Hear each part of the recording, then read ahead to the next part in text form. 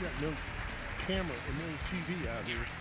Okay, welcome to the 2013 Southwest Ohio Glenn Sample Wrestling Classic. And we don't have a monitor, so we have no idea what we're seeing at this point. I'm Dave Bean, and with me are Tim Cunningham and Greg Klein. And we're going to be bringing you the finals of this tournament. We just got done with introductions of a group of people who are being honored this year as the newest members of the Southwest Ohio Wrestling Hall of Fame. Three coaches who have retired within the last, actually 2 years.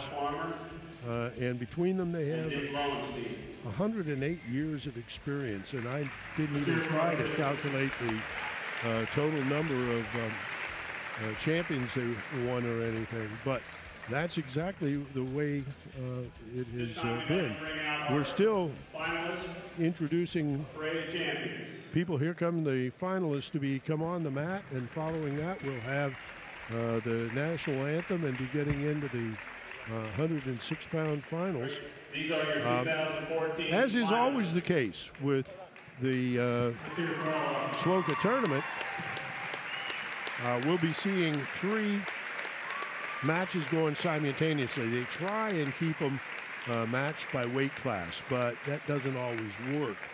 And sometimes one mat gets ahead of the other because of a pin or something else. So we'll be seeing, we're concentrating on the championship bouts.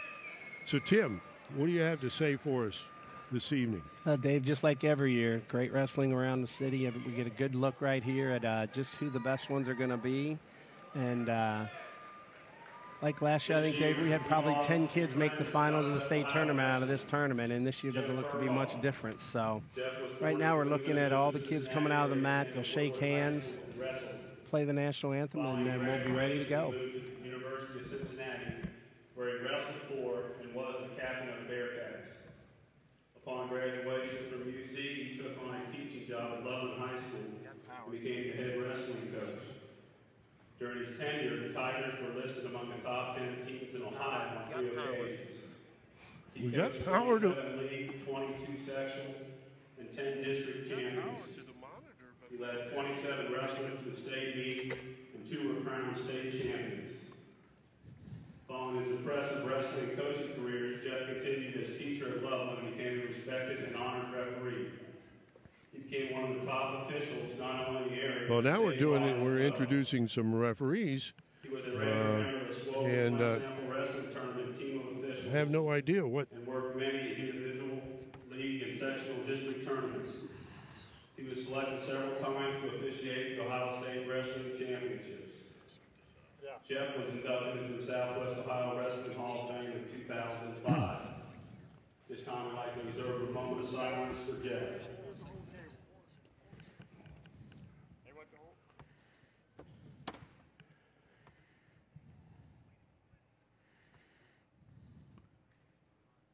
Thank you. If everybody can please rise. Is it just as simple as sliding? Join Kelly Klein in the singing of our national anthem. Oh, say, can you see by the dawn's early light what so proudly we hailed at the twilight's last gleaming, whose broad stripes and bright stars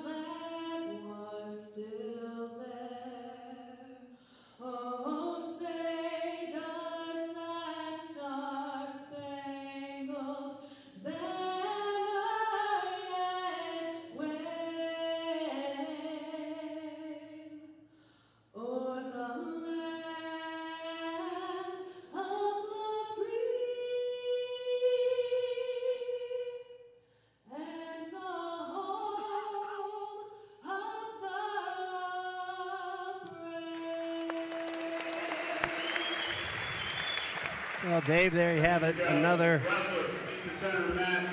great national anthem from Greg's daughter, Kelly.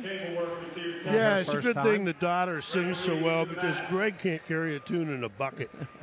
But Dave, when we came on there, they were doing a little moment of silence there. The wrestling community lost a pretty good friend, and Jeff Burkhoff, who coached at Loveland for years. Back when I grew up and lived in Loveland, so I played softball with Jeff for years. And then after coaching, he became a referee, and he passed away 6 or 8 weeks ago. we did.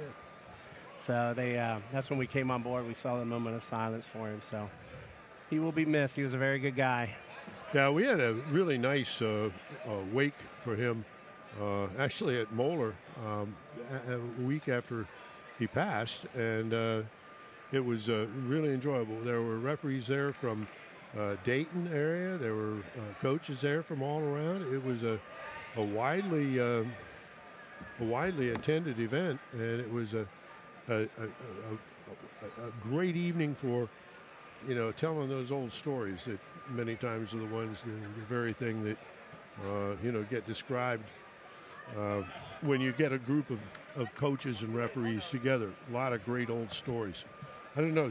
I guess Greg is in charge now of everything other than working with us because he's running around everywhere. Of course, everybody can pick Greg out now because he's got We'll just go with, we're going to describe the events as we see them, as if we're already. Okay.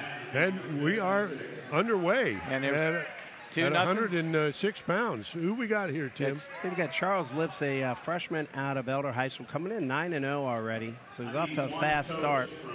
So kind of, these lower weight classes always give you the look at some of the future stars because they're in the lineup for so long. So 4-1 his opponent, Fairfield. His opponent's Zach Shoup. Yeah, he's a freshman also. He's 10-0 so far this season. He was a junior. He was third in the 8th grade in the junior high state championship, and fourth in the junior high state in the 7th grade. So, he's today we don't find kids coming in as freshmen who have no wrestling experience. No, it doesn't happen anymore, does it? These guys know what they're doing. This is a sport that starts young nowadays. You don't come in as a junior hire anymore. Now you come in with freshman year with 6 years of experience. Yeah. Shoup has a pretty remarkable, not necessarily remarkable, but an interesting objective in life, in at least as far as wrestling is concerned. He wants to beat Willie Weinberg's win record of 144 wins in high school, and Shoup is already thinking about that. So he's off to a good start, right? Yeah. Well, 6-2 at this point in this match. He's in control. Looks a little stronger right now. Score's not right. Yeah, I think we're at 6-2, like Greg said. Well, I don't know. Table's wrong. He's got 3 takedowns and 2 escapes. So now we're back into that operandum whereby the table does not have the correct score up on it, and we hope that here we come. Okay. Now, Shoup's doing our a great scoreboard job should here. be 6-2. And that's actually 8. 6. We're good to go, so we can follow along with the monitor now. It's a good first period by Shoup there with a. Surprised they haven't checked the score. Yeah, we've got it 6-2. We thought we saw 3 takedowns, but the board on it is showing 4-1. But Shoup's done a good job here. He's going to take his choice. He'll choose neutral, be on his feet. And why not? He's been pretty dominant so far. He's very quick. He works that very low.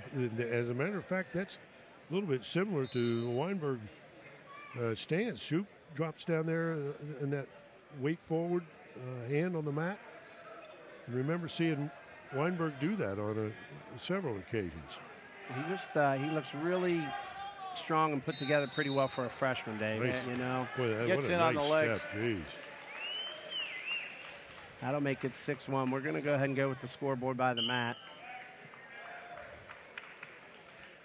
See if he goes right back on his feet. He's dominated with 3 takedowns so far, so coach might just let him stay on his feet if he wants.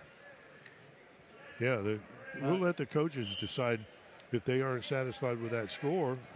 They can go and they can change what's on the go to the table and get it corrected. Okay, there'll be one. Make it 6-2. Again, right back in on a little sweep single there. Nice reshot. Boy, this kid is slick. I didn't watch him during the semifinals. Yeah, he did the same thing. He's really strong on his feet. Already a two-time junior high placer. That usually says a little bit of something about how hard they've been working at it. I mean, junior high is if you can place at junior high, you've got a pretty good accomplishment there too. So, statewide, the sport is like you said, Dave. They don't start in 7th grade anymore. No, they've by the time they get to the 7th grade, they've spent those many summer years in AAU and USWF and he's cranking it. He's else. got a count now, so it'll be 3 more layback. If he's got it quite tight enough to pin him, though, Greg.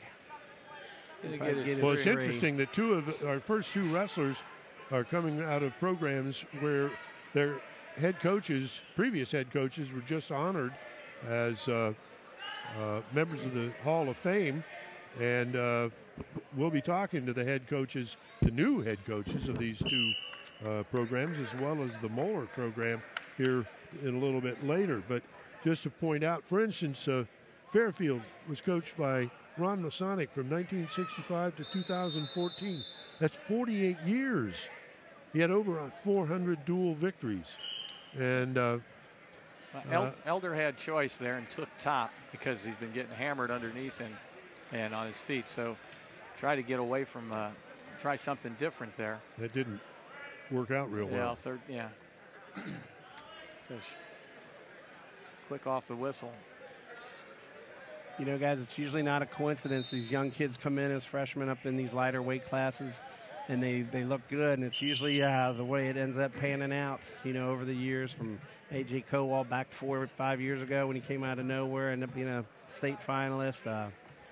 So this is probably one we can watch for the next 4 years. For a freshman, he's pretty well body definition, you know, not the typical nice. Just got that single, that little quick shot, right side like that. Yeah, Dick Roach, the Oak Hills coach for many, many years, calling this match now. So this is going to be a 3-point move here, and yep. I think it's going to be over if he comes off his back. Yeah. I think it's over.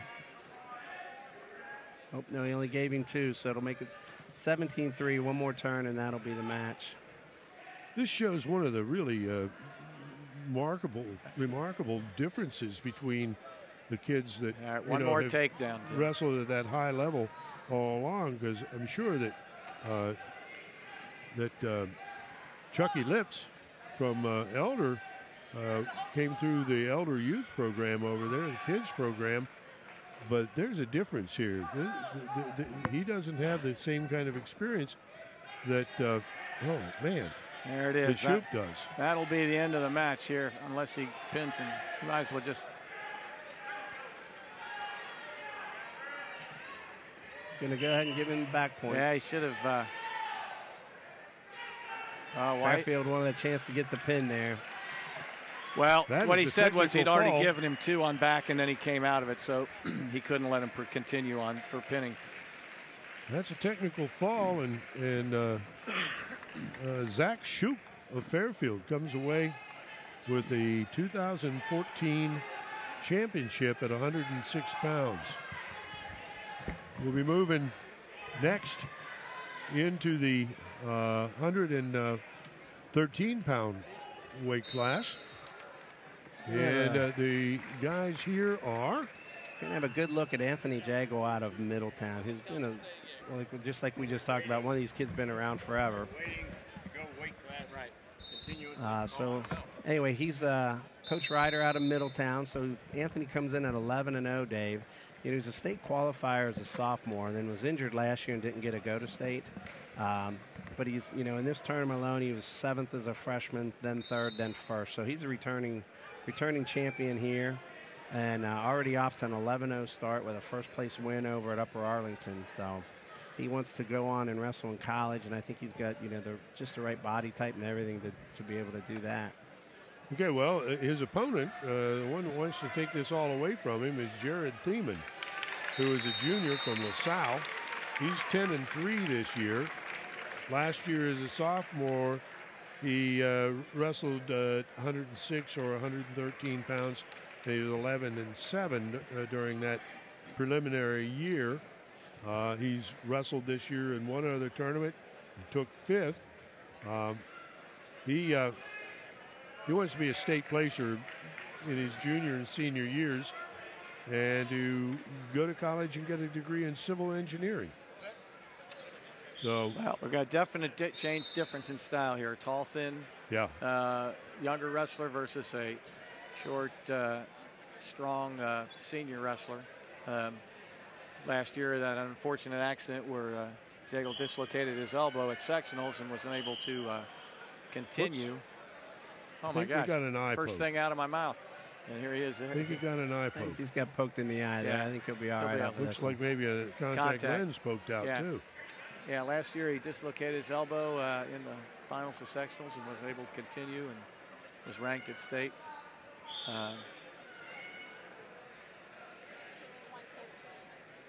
Well, Middletown, you not see a that they're normally strong program as far as team goes. But if you left a jacket or any other belongings in the hospitality room, please go down there now and pick that stuff up.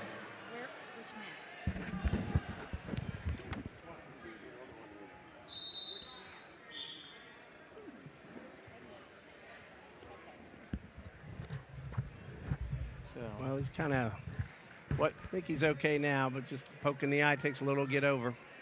Well, you know, we've still got other matches going. We've got 3rd and 4th and 5th and 6th also going on the concurrent matches. So sometimes we hear different, nice little single, quick single. Jagel in real quick there, gets his 2. It was a contact. The trainer came off and not holding his contact, so.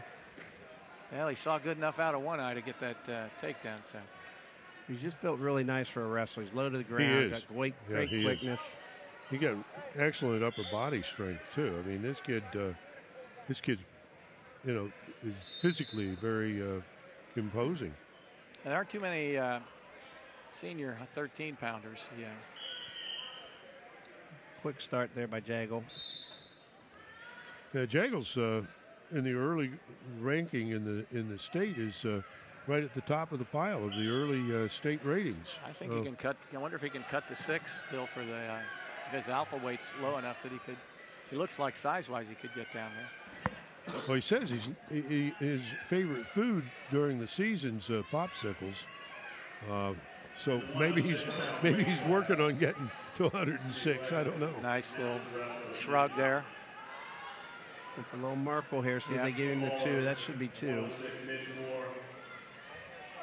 4-1. It's just hard to match his quickness, and he's coming from so low to the ground. From Ross, Jay Gentry, face Jefferson's Corey Bear. And the championship match. 45 seconds left here in the first. Face Fairfield's Zach Shuck. Well, that's if we didn't identify this at the outset, Jared Thiemann has the LaSalle singlet on with a white with a red stripe down the side, and Jagel has the middies stripe down the side. He's strong on that rush and that 2-on-1. He likes working that, where his strength is an advantage to him. He likes that little Merkel, like Dave, like Tim that said. arm, and I think they'll give him the 2. And he's trying to get the right arm under there to get it. It gets the call. 6-2 in the first period. That'll end it. That's the end of the first. Let's see if LaSalle gets a chance on top here. A lot of times these long, thin wrestlers, Greg, can take advantage. Very effective top guys. So and crank and well, cradle. He had a choice and he took down. Jagel deferred. Jagel's been pretty much in control on his feet here. So we want to see how much he tries to ride him, or if he just. kind of just tries to ride for a little bit and make him work to get out.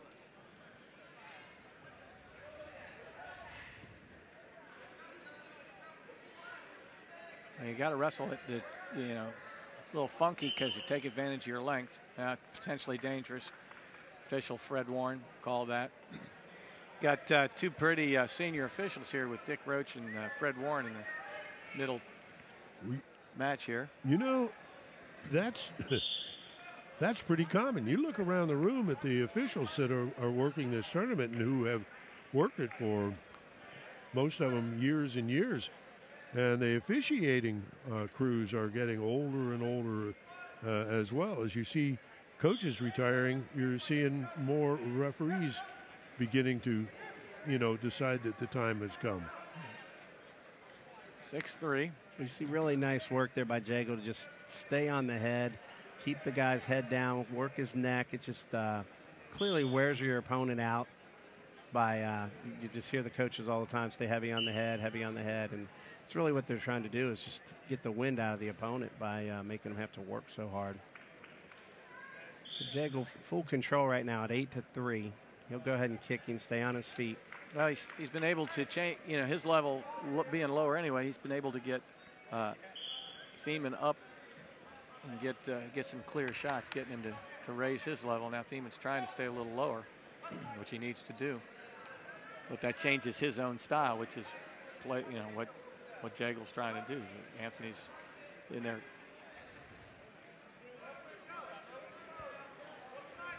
You mentioned that the 106-pound match about, you know, the youthful wrestlers. You know, LaSalle's put together a real nice youth program here in the last few years, and that's been paying dividends. Yeah. You can see that in today's matches. You'll see several LaSalle finalists, and they're all underclassmen. Yeah, it is. It's a youth movement at LaSalle, and they're bringing some quality kids in. Their youth program is well developed and very much respected. Yeah, they have what many would consider one of the best wrestlers in the city here in Corey Shy. Came in as a freshman last year, was dominant. Nice. Oh.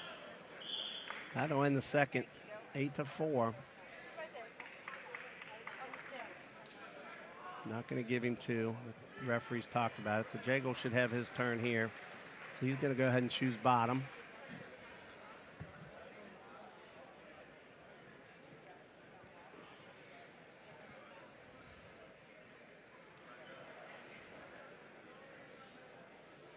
There is a big difference too in senior Quickness. status here. 9-4. Jago has. There's only a year in age difference, but the experience difference is really quite large. Jago's trips to Columbus in the past are, you know, those are graduate studies in comparison Absolutely. to Sure. Thiemann's experience here the last couple of years. Yeah, Jago's been wrestling this tournament for 4 years now. He's a 4-time placer already. He's going to come out of here as a 2-time champ unless we see something happen that a bit unexpected. 11-4. Well, he's already got 100. He had 99 wins coming into the season, so he's at 110 for the year now, or career. Pretty good career.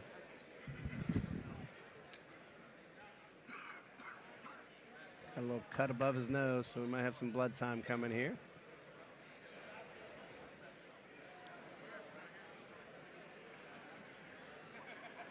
We're already waiting at the for the other two matches are completed at 119 or 113. So the 119 wrestler up there. Part of the reason that is the in the console matches the first period is only 1 minute. So right.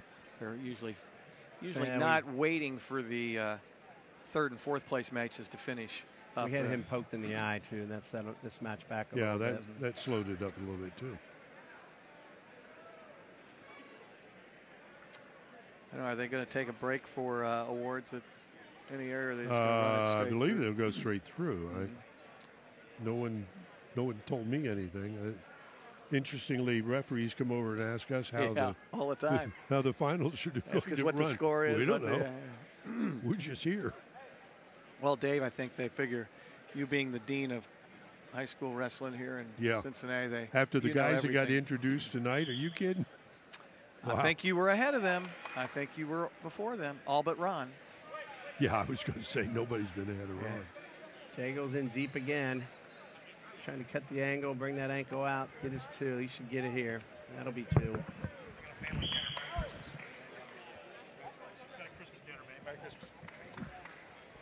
13-5, Anthony Jago, Middletown. Pretty dominant right here. Been in control the whole match. He's going to stay on his feet.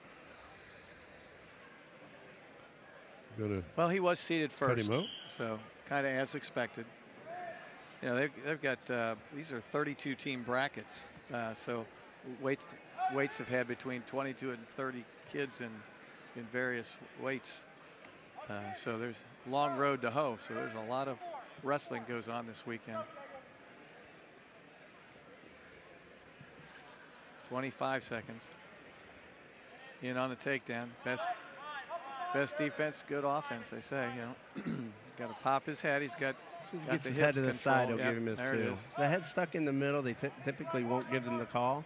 Pops it over to the side there, they'll give him his 2. It's going to be 17-7, 10 seconds left, so pretty impressive for Anthony Jago, the senior. Nice. One that we should be watching come state time.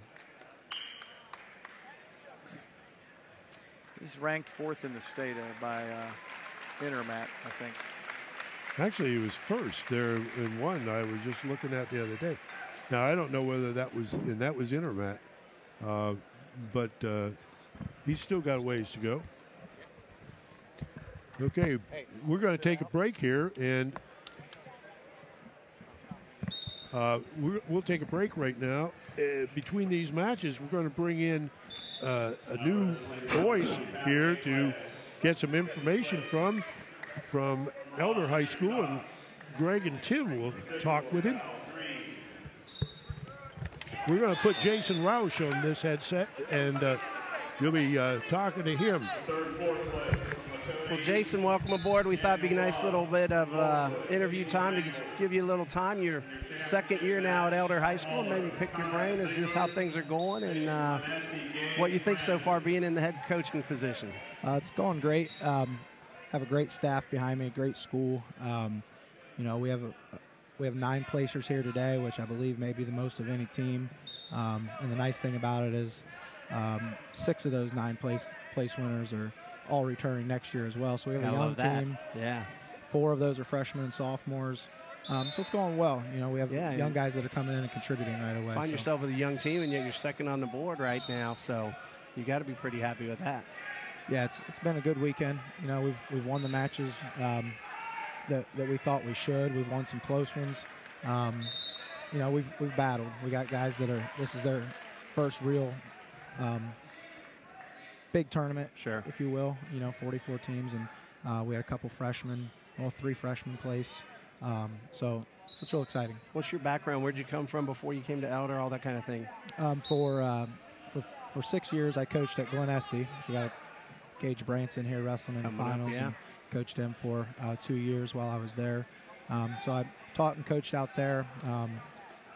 When Coach McCoy retired, I had the opportunity to come to Elder, and you know, it was one that it was a tough decision. You know, left a really good group at Glen Estee. They're top 10 here right now. So they're 6th on the board as we speak. Right. So, but it was something that for my family was a move that I thought was a good move, and it's worked out great. It really has. So.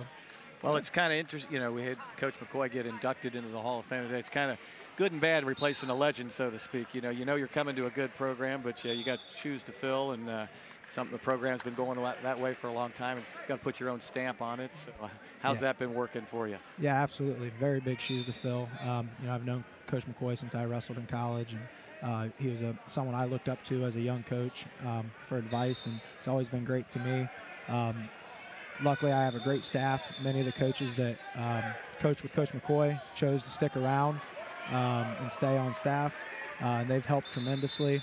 At the same time, we've added in some new young coaches that are doing a great job. Orlando Scales is back and on staff. So it's been great for us. Well, he's not a bad guy to have on staff, huh? No, absolutely He was okay, wasn't he? Yeah, I think he was all right. Does he get so. out there and help with your heavyweights, get them still roll around and that type of thing? So yeah, we have a senior at heavyweight that he works with, a senior at heavyweight and 220 that he does a great job. Oh, you can't hurt them at all. It's great to have wrestling partners like that big, you know. Right, and his nephew, Orlando's nephew, is our 52-pounder that's freshman and placed here. So it's been fun. Fantastic. Now you got the GCL, one of the tougher leagues, you know, with GMC and that, but you're looking at you and Moeller 1-2, and you got LaSalle here at 7th. So your league itself is real represented here, and you're going to wrestle against these guys several times more this year. So this is kind of a good opportunity to gauge how you're going to do it against those guys later down the road. Yeah, absolutely. We have a duel with Moeller January 9th, so that's coming up quick. We'll see him.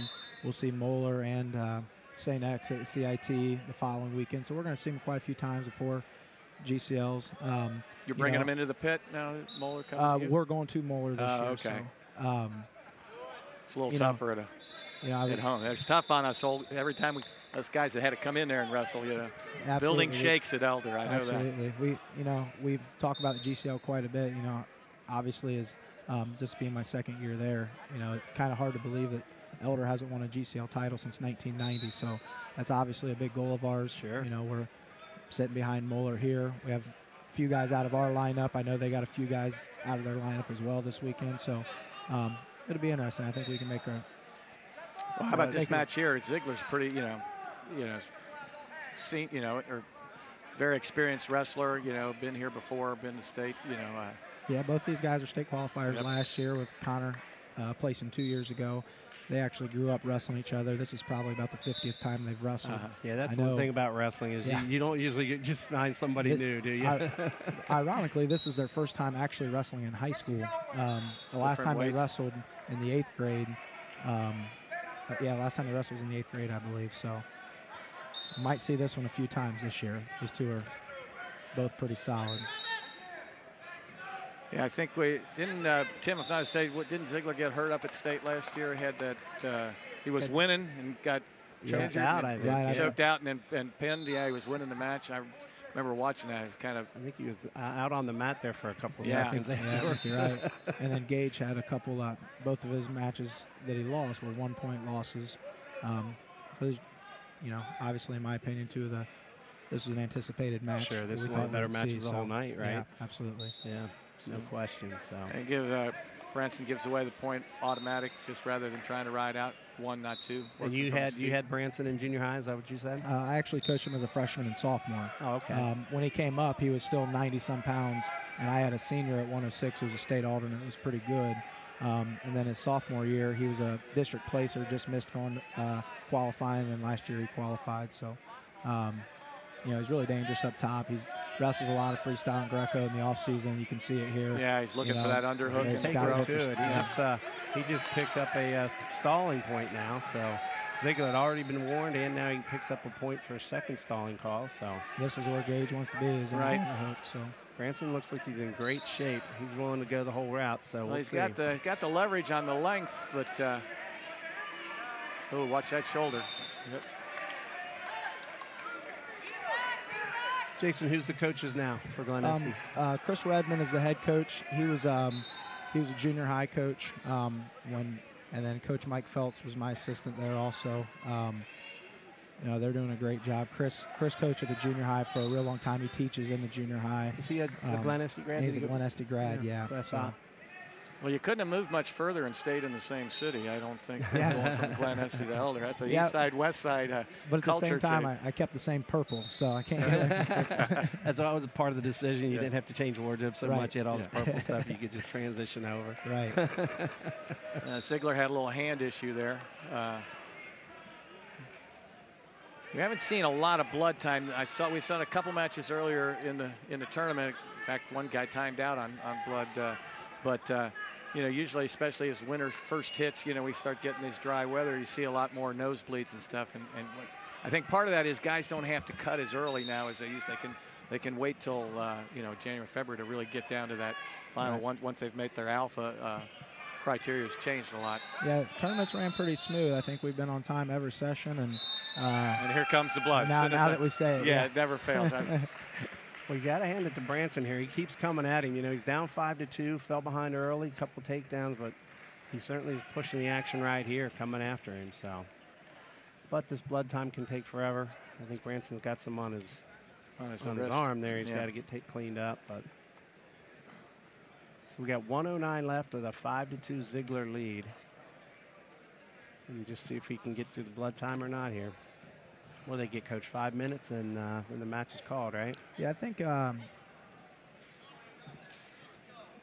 2 minutes regular injury timeout, 5 minutes. Yeah, but as soon as they get it cleaned up, as soon as they get it stopped, it goes to cleanup time. So right, they usually do a pretty good job at that. Yeah.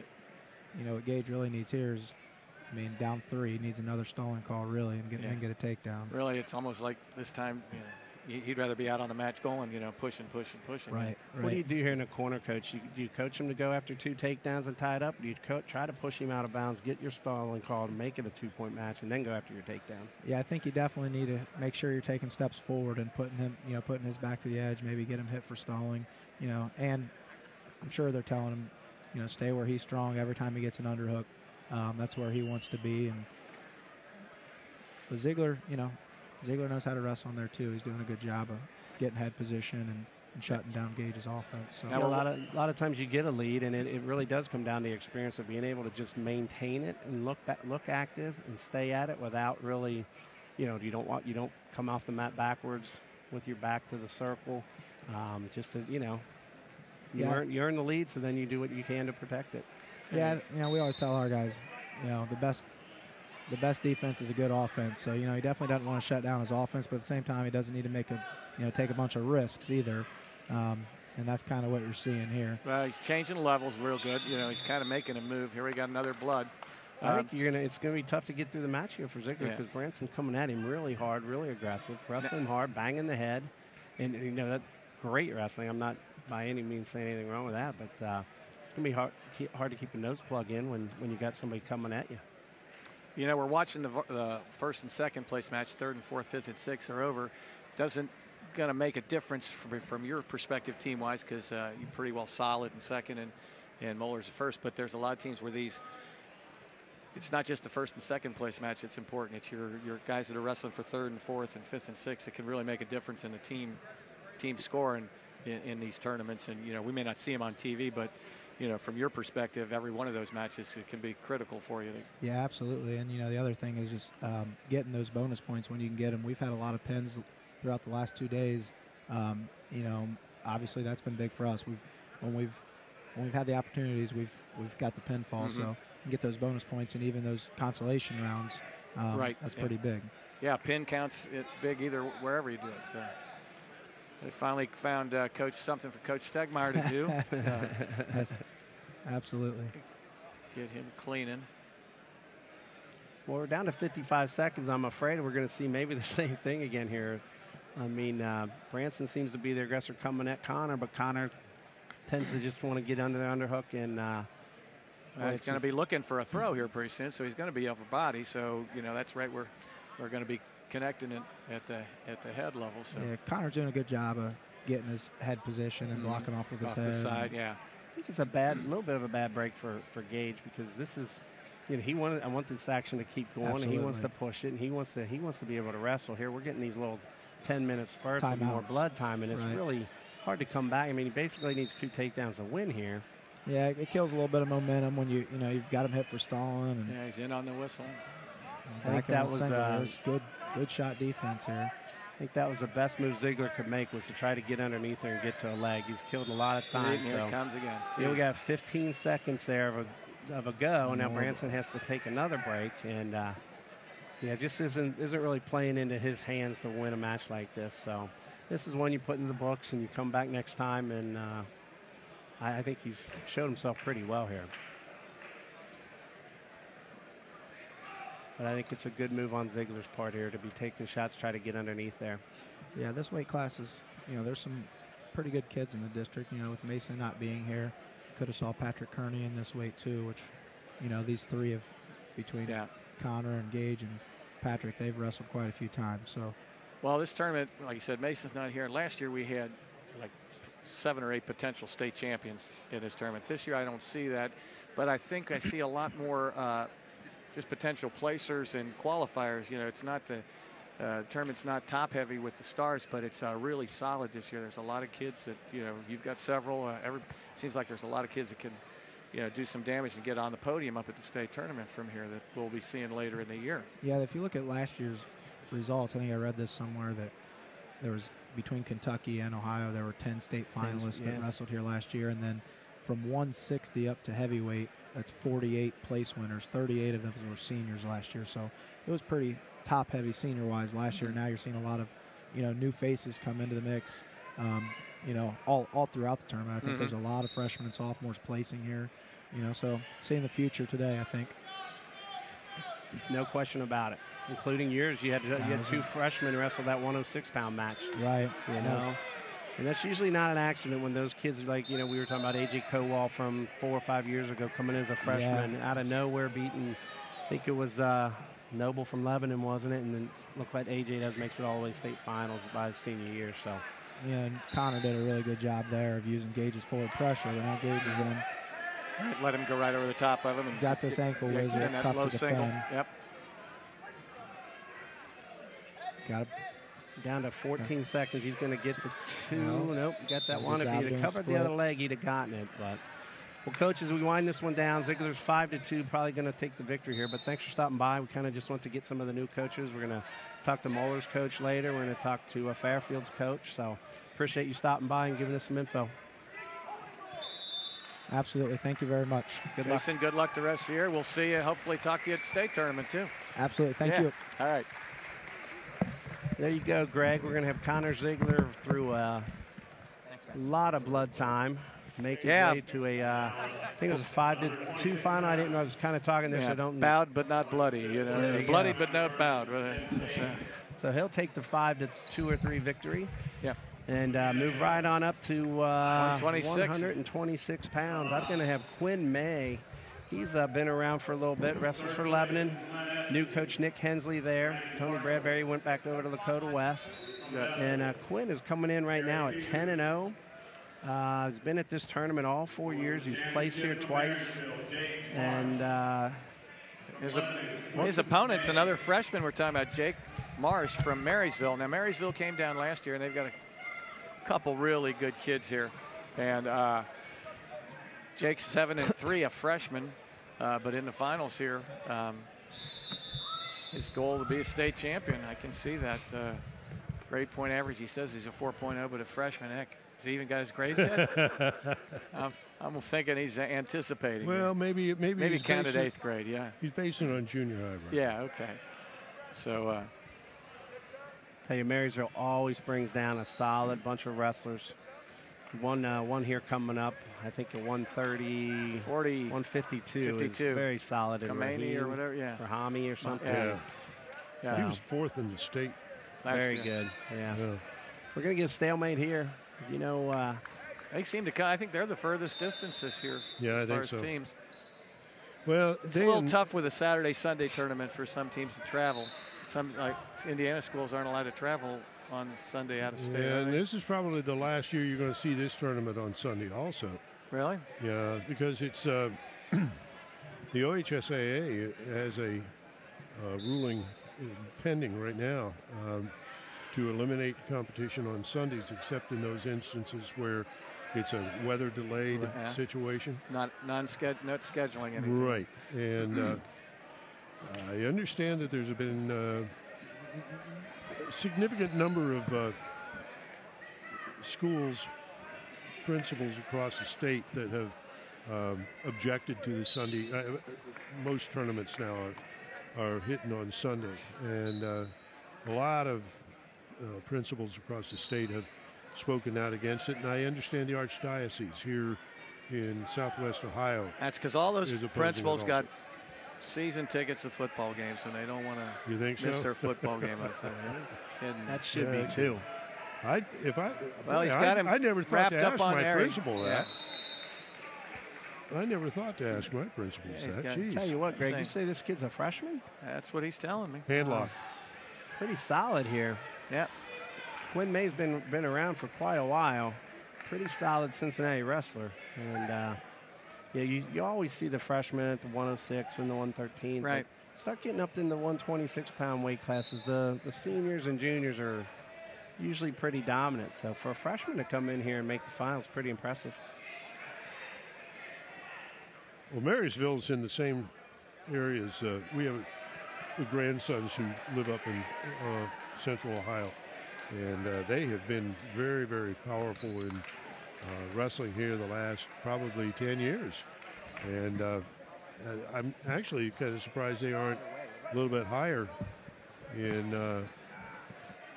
the standings than they are. They must be down just a little bit.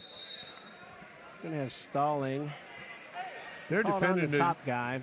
That's that's where they build a lot of Hondas up there. They do. I'm surprised you don't see some of the Honda executive kids coming over here. You know?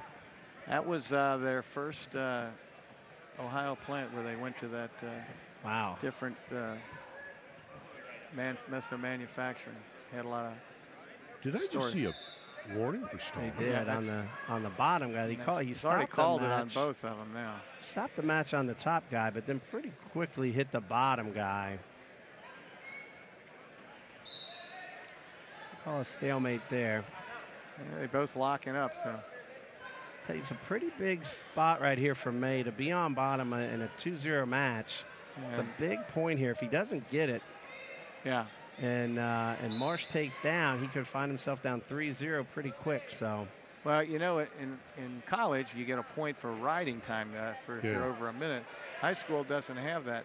You know, he's got to come off of this a little bit more than he's doing. He's got the leg in. There you go. Now he's got the arm. So. He's working for that cross body ride. You know, if he comes, almost had the Turk there, but he's got on the forearm, so he's cranking that up. This is pretty. You know, I don't understand why guys don't just go ahead and duck under that forearm. Everybody tries to force it up, and that's what happens. You get the potential. Ooh, he called it illegal. Twisting hammerlock.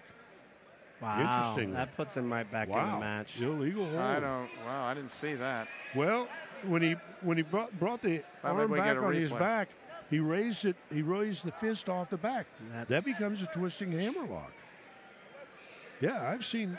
We'll show it. Let's see it again here. I don't know if we can. Most of the time they'll let you do whatever you want as long as you keep the arm on the back.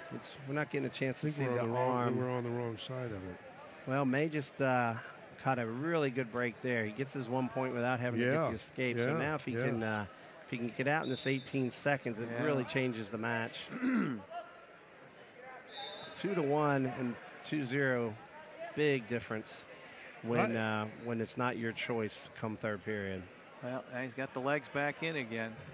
And I just think that if you're going to use the guillotine, you got to stretch the arm away from the body when it can go that way, and then you slip your head under and go under it, just kind of snake in under it, and you don't pry, and that doesn't put you into that potentially dangerous, or in that case, that's going back the other way now. Yeah. Well, freshmen typically have, if they have one problem, it's usually escaping the bottom. So let's just see how Marsh does. Well, I don't think that's the case. I mean, he's throwing in the legs just against another leg man, so I think. Yeah, a leg man he's a little stronger. Can get you in trouble. I think he's a little stronger there.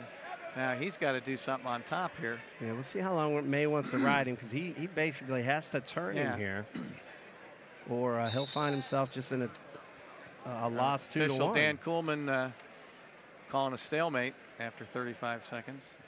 Yeah, he can't count on getting in they've both been warned for stalling, so. And really the onus is more on the top man. You know, Marsh did a really nice job when they were both on their feet. So I don't know if May doesn't want to go on his feet here, but at some point in time, he's got to make a choice here, just whether he can turn him or not. Most coaches will give you about a minute to try that. He's pulling his hand off. Marsh is pulling. A nice job. He's got a half in. Coming out the back way, trying to come out the back. And he's too parallel to really get this turn going here. I think they got to kick him soon here. Yeah, I think he's in trouble here right now. coming out the back way. The freshman keeps working. He keeps that back. wrist. If he gets under, hooks one of the legs here like he's got with his left arm, he's coming out. Two. There's That's his 2 point. Yep. That's pretty sophisticated for a freshman. Well, he's a leg, Yeah, I understand that, but going into his strength. He's still a freshman, and we just talked about how these freshmen aren't freshmen anymore. Well, yeah, that's true. We have, but more proof. Yeah, it's a pretty good sign there. There's an experience level there, right? They aren't the freshmen you'd love to get these freshmen when you were coaching, wouldn't you? There's not much to coaching them. They already know it all. You just have to get them in shape. I just drove the bus. Well, 10 seconds left, and then we should get probably I'd say, one of the 2 outstanding wrestlers in the tournament here coming up at the next weight class. Certainly top Southwest Ohio wrestler. Yeah, there's no question. And now let's finish this one. We got Jake Marsh out of Marysville is going to take the victory over Quinn May. That'll bump us up to 132 pounds, where we're going to have Corey Shai of LaSalle, who, like Greg said, might just be the best wrestler in the city right now. There's a lot of good ones here, but Corey Shai kind of separated himself last year as a freshman, placed 5th in the state last year. He was first here at this tournament last year at 120 pounds, and now he's already back as a sophomore trying to get a 2nd title. So he has a goal of being a 3-time state champ, and he clearly got a tough weight class. I don't know where he'll end up, Greg, but he certainly has a shot. Well, let's not go too far here, because at 132, sophomore from Ryle, Logan Erdman, yeah. Let's see if I said it right. He was 2nd in the state himself last year in Kentucky. So, according to this, 57-5. 3rd in this tournament last year. And he's going to get the 2, I think, here. That should be 2. Yeah. Wonderful job there. So 2 sophomores going at it. Is he a sophomore, He's Greg? a junior this year. He's a junior, okay. He was sophomore, he was 2nd. But, and they were 12-1 coming into this tournament. They wrestled a lot of matches in Kentucky, 62 matches last year. Yep. I'm sure these guys have seen each other in the summer too. Yeah, the good ones seek each other out. They wanna wrestle the better kids. I was double All-American at Fargo last year. This summer. So far, Erdman's doing a wonderful job on his feet. Looks like he's always maintaining pretty good position here. Yep. Shai's got a motor, so he likes to keep coming at you.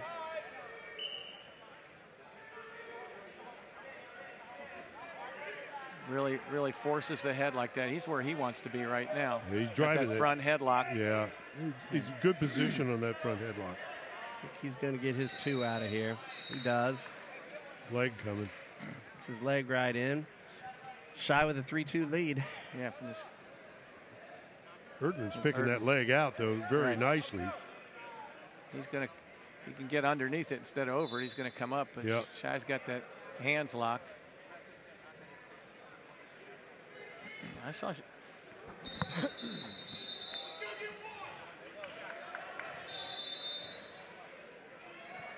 Riles. Get a restart here in the middle. Now the 132 weight class. 5th place, from Elder, Jake Merritt. From Centerville, Vincent Manning. See if Shai can ride him for 14 seconds here. It's a good breakdown right off the whistle.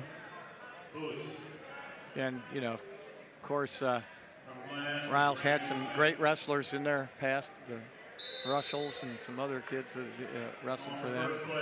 Didn't, what's his name, Mark Hall wrestle for them when he was in 7th grade? We saw him win this year as a 7th grader. #1 ranked wrestler in the country right now, isn't he? Yeah, he's a lot bigger than he was then. Yeah. All right, Shai's going to start on bottom here on the start of the 2nd period. We're going to get a warning on Erdman here. It's Terry Schinkel is our lead referee here. Pretty solid wrestler himself back in the day. Yes, sir. Got to be introduced as Shai gets his 2. Yeah. Shy doesn't stop. He wrestles hard the whole 6 minutes for you. Very physical wrestler. A lot of pressure. Are you talking about Terry Schinkel? No, Corey Shy. Oh. Terry Schinkel fits that mold. He was too, wasn't he? Oh, boy. He was tough. There's going to be 2. Ooh, and the step back. Nope. Over. He didn't give it to him. I might have gone 2 and 2 there, but great job by Shy to fight it off and not give it up. It really was. But at the same time, Erdman, boy, did a great job coming out. Well, you know, Shy you got to have in there. They're not used. That's what this early stage. They're not used to the really good wrestler being able to counter when they Counter almost their got counter? Yeah, they just. Riles had a tough way to go here this weekend. They lost 2 of their kids, one on a concussion and one on a dislocated elbow. That's a tough row to hoe. The assistant coach, one of the assistant coaches at Ryle, an old Coleraine coach, Larry Mickelson. Yeah.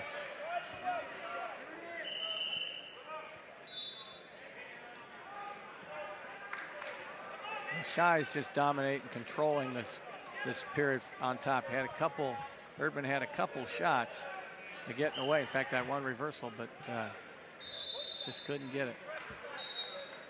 Warning. You got a warning on the top guy. Yeah, he's just sitting there. Coach Zirkle doesn't quite agree with that one.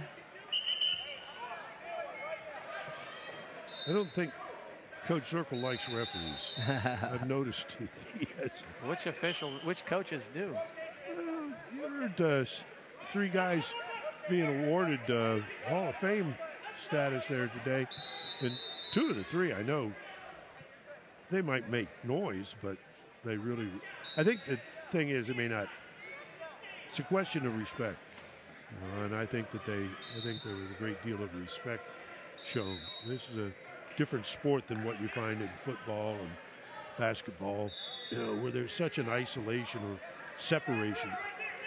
Good day. We had Erdman had his choice there, and he chose neutral. He's down by 3, and he still chose to go neutral. I think he just didn't want to be on the bottom there and get rode there again. a long time, and he's got that length, and that. A lot of credit to Corey Shy for a good hard ride there, because that really changes the match when you don't feel you can get your 1 point from the bottom to make it a 5-3 match. So see if Erdman can score from his feet here. He's going to need 2 takedowns or to tie it to take him to his, or take him from takedown to his back, which happened to Shy in an earlier match. Was with Elder. Was able to had a big enough lead to fight out of it, but. Nice little fireman's there by Erdman. See if he can finish it. Try to step over here. He gets his 2. Oh, can he go with backs? Oh, got to let him up here. 1:05 left. You got to figure he's go back onto his feet here. There's a bar just waiting to be used. Coaches are telling him to kick him, and he's not. He won't let him go. Shy's not letting him go. Yeah, now he's going to cut him. He wasted a good 12-15 seconds there not kicking him, so. 6-4. So now Erdman needs a takedown and a ride. Yeah, but he's overtime. Yeah, he shouldn't rush it. 40 seconds is an eternity. If you know. It's an now what he should do is if he pushes him, because Shy's got the well, that eliminates that. But he had the Shy had the stall warning, so there's that front headlock which he took him down with before. Yeah, he's already scored from here, so look for him to get it again. That'll make it 8-4, and that should pretty much lock it up. Down to 10 seconds. Shy will take an 8-4 lead, and I think it's over here. So Corey Shy, 2-time Coaches Classic champion. That's pretty here. good competition there. So not a big scoring match, but one where there was a lot of really good wrestling out there. That's mark of 2 really good wrestlers going at it. Nice match. Well done. Corey Shy, 2 really good wrestlers right there. So look for them at the end of the year. I think clearly both will be on the podium. It's just a matter how high. Different states, that's all. That's true. All right, now we're going to move up to a Moeller versus Loveland match. Well, I'm going to take Brandon Tucker, one of the kids from Loveland I've known for quite a few years. Brandon comes in 9-0 right now. He's a 3-time league champion. He's been to state already. So he wants to wrestle in college and major in special ed or criminal justice. And he's got a tough one on his hands, Greg. Oh, definitely. Jacoby Ward, 2-time state placer as a freshman, sophomore, junior this year. Already won over 50 matches in his 2-year career. Very solid top wrestler, right. So we'll see. Older brother Joey, we covered in the state finals, and now wrestling at North Carolina, nationally ranked. We haven't really mentioned team scores yet, guys. So Moeller finds themselves in first place at 208.5, followed up by, like when we had elder coaches on there, in second here at 168. And Fairfield right back at the top of the list here at 134.5, then followed by Mount Vernon, Loveland, Glen Estee, and LaSalle. So, well, we haven't seen the Mount Vernon wrestlers yet, but they come down from Columbus area. Everything's pretty well settled. There's not going to be much no, there changing. won't be much movement. No. I think LaSalle's in 7th, but they've got like 3 or 4 wrestlers, that could, score points. Again, you don't see the 3rd and 4th, 5th, and 6th place matches like we talked about, but you won't see some of the other schools listed up there in on the bout board that is just showing the top 10 or so. I guess actually 14, I think, to show. But there's a couple schools in there that are just so happy to be part of this whole thing. And I think we have a situation a little bit later. No, I guess not. He didn't make it. Have Norwood here for the first time. But there's a couple schools missing this year also from past tournaments. Reading, which traditionally does well for a small school in the tournament. Reading isn't here this year, and missing in Division I is Mason, which is competing up in I believe in Chicago. Dvorak. Yeah, big tournament. They actually competed in it last year, the week after Coaches Classic. Unfortunately, both were scheduled this weekend, and they committed to that instead of this down here. No points. Well, I guess the Comets figure that they're going to see these guys soon enough. So why see them every day? It's such a great thing to take your team out of town, stay absolutely. in the hotel. Well, it's a national tournament too. So There's some nationally ranked teams in it. There's no fault in taking a tournament like that on. Little flopping around, no points, and we'll see how long Tucker can ride. Yeah, Ward's always been a really solid top guy who just tilts. He can throw 2 or 3 tilts on you. He's so we'll see how this goes with Tucker, how he stays with him on his feet, whether Tucker he may choose neutral next period just to stay off the bottom. Didn't Tucker break his finger last year or something right before sectionals? He did, yeah. So he wasn't able to compete the way he wanted to. This year he's healthy again. He had a tough weight. I think he came out of, says on here, he was 5th at districts last year. So he was at 26, wasn't it? Oh, there's a head and arm. A good try. Well, he just missed. Just didn't. Maybe not. Miss it yet. Going to get nothing out of that there. Call him out of bounds. Well, that was close. He's a feisty little go-getter, A little emotional. He won his semifinal match and kind of won it in overtime, kind of shouted to the crowd. Russian bar.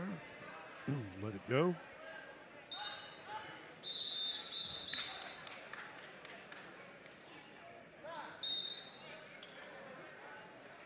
I think we got a little blood time, maybe.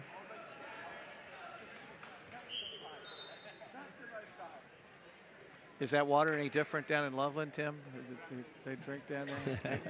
That's your home? Of late, they've been awful solid. Loveland put some really good teams out there last couple years. No kidding.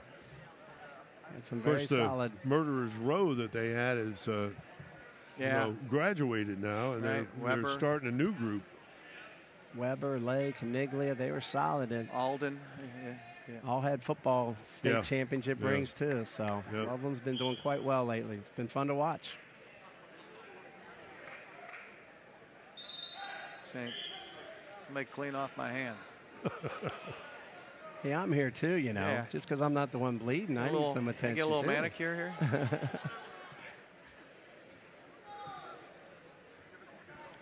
Give me a bandage.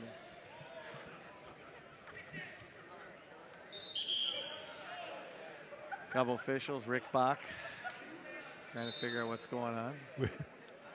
It's a good thing. It's a good thing we don't see all of the side comments that are being made. You can always count on Rick Bach for something, can't you? Yeah. He keeps the mood pretty light most of the time.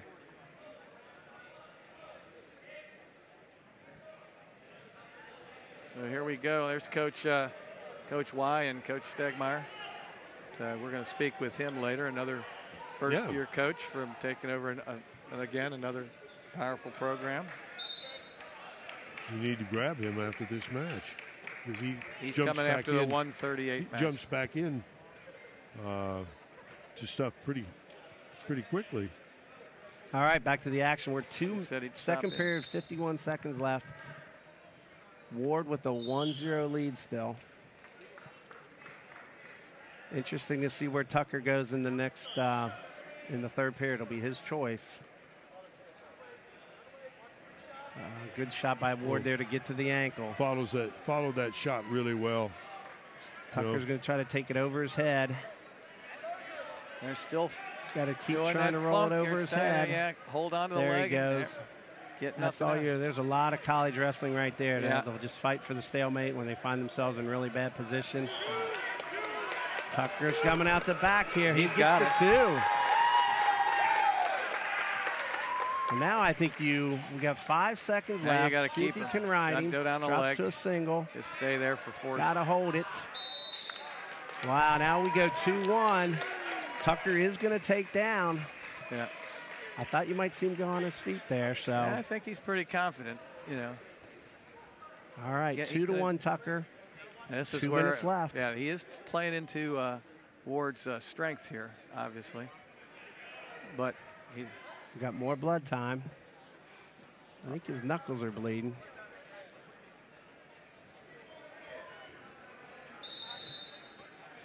It's interesting to watch different people react different ways to the fact that the blood starts or stops.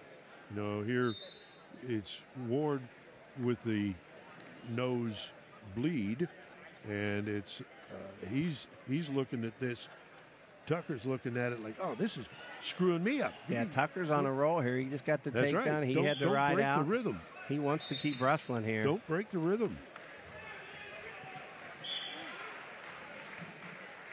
You know, when you're out there in the match like that, Dave, you can sense and feel whether just where you are, whether momentum.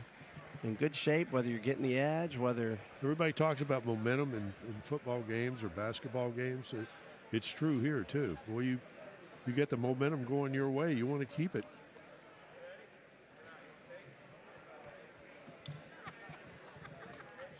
Yeah, he's got some knuckles. This is an unusual blood time here that you don't really get to see much. It's split in between them. It's in between the two fingers. He's got it split right there. And do the trainers think they're going to sterilize it, or is that a cauterizing compound? I think they put a little Vaseline on it to stop it, and then.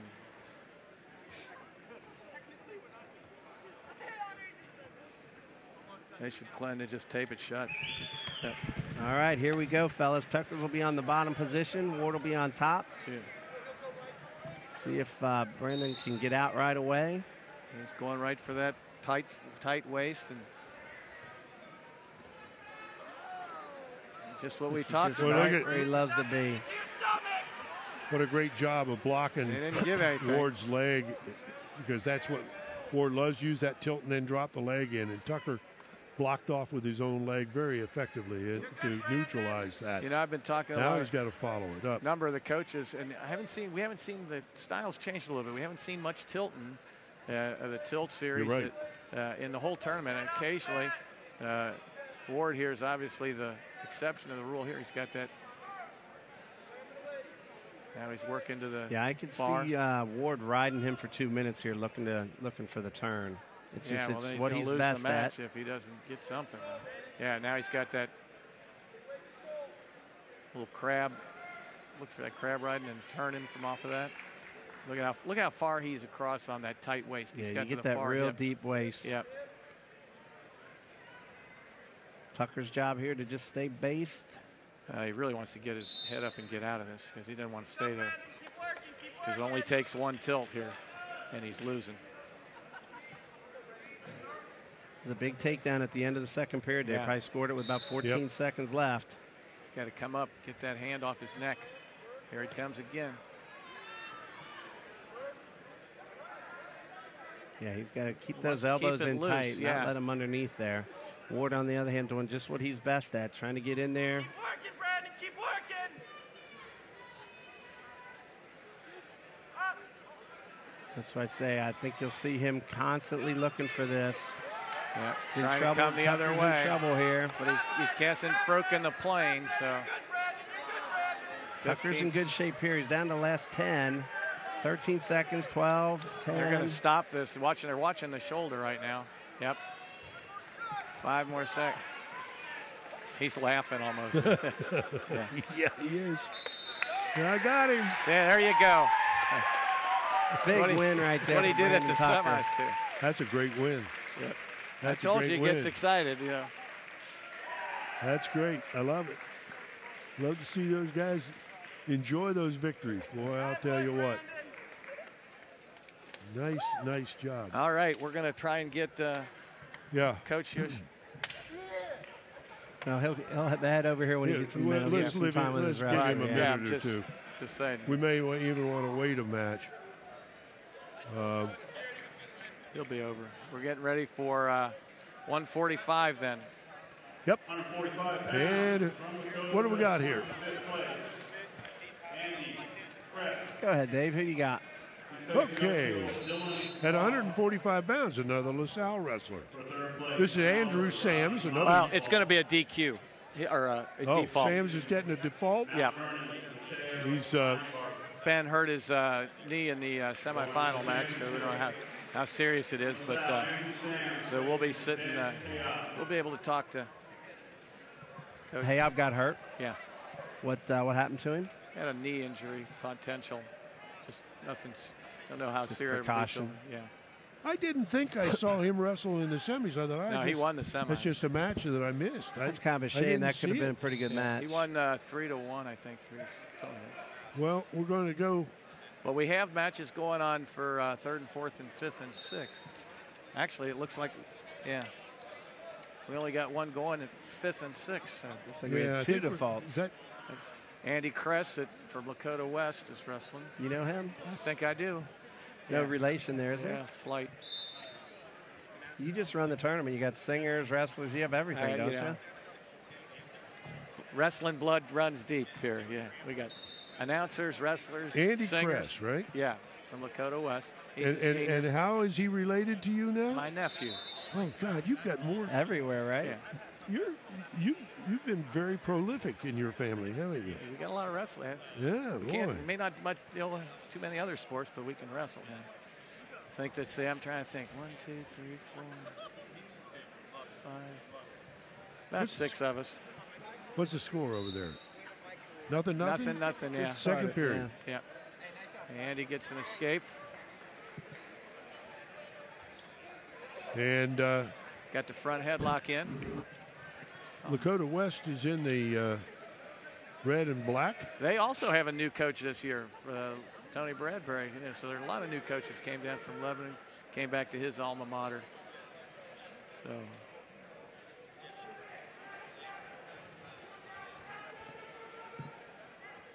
I think the whole new generation there. Well, Tony's been on that staff. I think for a while, I think his opponent is Roth from Oak Hills. What's that? I think it's the Oak Hills wrestler is Roth, isn't that correct? Yeah, Dylan Roth. Dylan Roth, that's what I thought. Yeah. So 2-1, second period. Certainly Oak Hills has gone this year to a uniform that is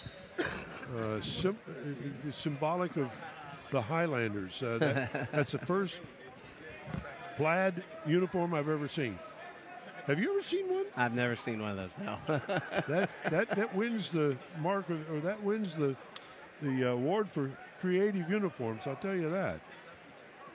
It may also really confuse our cameras, which may have a hard time separating all those colors out. All right, we're going to take a minute here and try to meet up with Moeller's new wrestling coach. Just came off a tough one there, so. Thank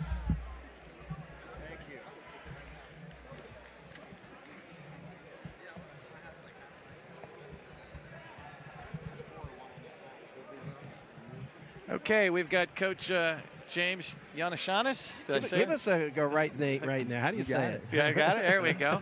The new coach at Moeller here, first year back in Cincinnati, actually. You know, came down from Columbus. So, right. Coach, on top of the leaderboard here, how's it going? Yeah, we're having a great tournament. I mean, we got to keep getting tougher, but doing well. Yeah, coming in, it's a good program going here. Great program, actually. Coach Geyer was just put in the Hall of Fame, so you got some good, wrestlers to work with this year. Tell us a little bit about, what your plans are and what are your expectations this year? I mean, obviously we set goals to win state titles, and that's what we want for each of the guys individually. But you get new guys, you get first year guys, that might not be attainable in their first year. So teaching them the simple things, but really what overall goal is just to see toughness. And that's something, being mentally tough is something that is gonna be something that benefits them not just throughout their wrestling career, but throughout their life. Mm-hmm. And so right. I think that's a key factor. And if guys leave our program not learning mental toughness, that's then we didn't do our job. So we're trying to get. What's your impression of this tournament here? First time being here, and I'd say it's a solid tournament. We just came from Ironman, so we saw the top of the top. But as we move into so it was a little bit. The first rounds were a little bit less than what we were seeing last weekend. As we move into the finals and stuff here, though, we're starting to see a lot of that higher level competition and a lot of those really hard fought matches. So, Coach, what's it like coming into a school where there's some pretty good wrestlers like Ward and Ziegler and Meyer, and you trying to catch up to their style and incorporate your style? Do you do a little bit of both? What do you try to do to try to blend you with the kind of established kids already? I was, I certainly had things that I was specific things that I'm good at and that I was good at when I wrestled, and I really like, and I've been, you watch some of the guys that are great. I like a ton of the guys, but one of the things taken from Kyle Dake interview that I took from him was that he wants to be good everywhere. Yeah. And he claims to be great, that he can wrestle at any position. So really there's not anything. We got to be a team that rides leg, right, or we got to be a team that does crossface cradles or whatever type of thing. It's let's be good everywhere. Let's be the best, most complete wrestler we can possibly be. In all positions, right, and every match weakness gets exposed. Maybe not every match, but probably every tournament, and so let's work on those things. And you just got done telling Jacoby, the worst thing is if we don't learn something from every tournament we're in, then that's when we're doing wrong. We got to take something away from each one. Obviously, you go back to the Ward-Tucker match, and, we've had Joey Ward around for years. We watched him win CCA title. So, we know Jacoby coming around for 2 years now. We've watched him. He's a great top guy. He'll put on 4 or 5 tilts in a period on you. Yeah. So you find yourself there in a 2-to-1 match. And so as a coach, are you sitting there, gosh, do I kick him? Do I let him do what he's best at trying to turn him? I mean, that's a tough call, right? Yeah, when it was about 30 seconds left, I was like, man, I said to Coach Stegmeyer, man, we're in a tough spot here, Coach, but with a guy like Jacoby, you got to let him keep going on top. He's just too good on top tonight. Right. So, Probably another guy I would have, you know, by the minute mark anyway, said, hey, let's kick him out. Let's try to get a takedown and send it to OT. But I think with Jacoby, I think we made the right decision there, and you know, and he knows what he needs to work on, and I expect him to do that. We'll probably see that guy a couple more times this year.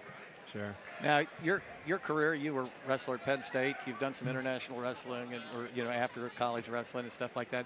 How do you bring that to the high school level? You know, it's different. You know, the Big Ten. You know, Yeah, I mean, you know, it's definitely another level. But that's, you know, like I said, a lot about with the toughness, the mental aspect, toughness, yeah, and the fight aspect. You know, if we can get guys doing that, and then just, you know, as we continue to improve, and I think having good high school coaches is a big benefit just to USA wrestling in general. You know, you talk about the big picture and on the even onto the Olympic level and stuff like that. I think having great high school, you know, some of our college wrestlers kind of get away from it and get into other areas of life, and that's great.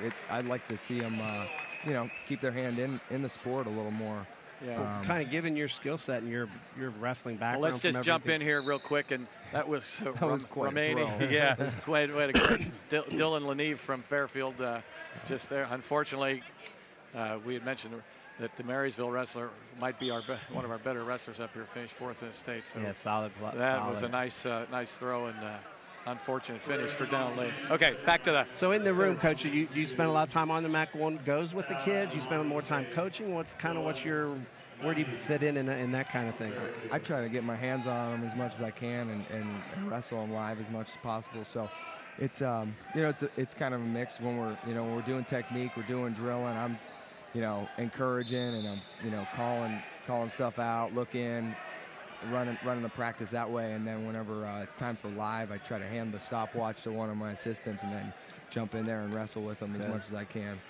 Well, you got a compliment. I have a son that's a senior at Moeller now, and he said you had a little pep rally that you wrestled at, and he said you were unbelievably smooth. What he said when he came home, he's like, "Dad, you should have seen him hit this move. It was like he was like butter." And so you got a good compliment already there. Yeah, so well, enjoy it.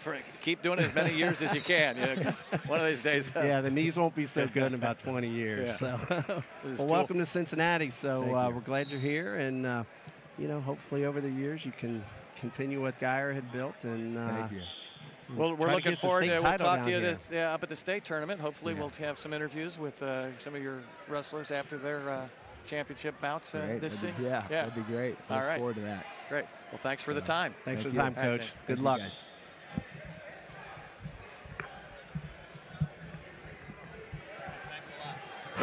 All right, Greg, where are we at? All right, we just saw a pin at 152, so now we're going to move up to 160, where we're going to have, looks like Lane Hinkle, and I kind of remember him from last year, Greg. He's out of Mount Vernon. Yeah, 152. That we're looking at the third place match. That's Elder, and you know, remember we talked to Jason Roush and mentioned that Orlando Scales' nephew or cousin, I can't remember now, was the 152 pounder. So we're showing that match right here. One of the former Elder greats and assistant coaches. I thought we were, we're showing that over there. And Orlando's in the chair, so not a bad guy to have on the staff, Scales, huh? right? Yeah. His cousin's a little smaller. Nephew's a little smaller than him, but yeah, he's around here somewhere. He's TJ? Huh? T-Gray? TJ's around somewhere. Watched him on the football field this year, a couple of football games. He got a lot of playing time for Indiana. Oh, I didn't know that. Yeah, it's starting middle linebacker the game I watched, number 8. Wow. Played great.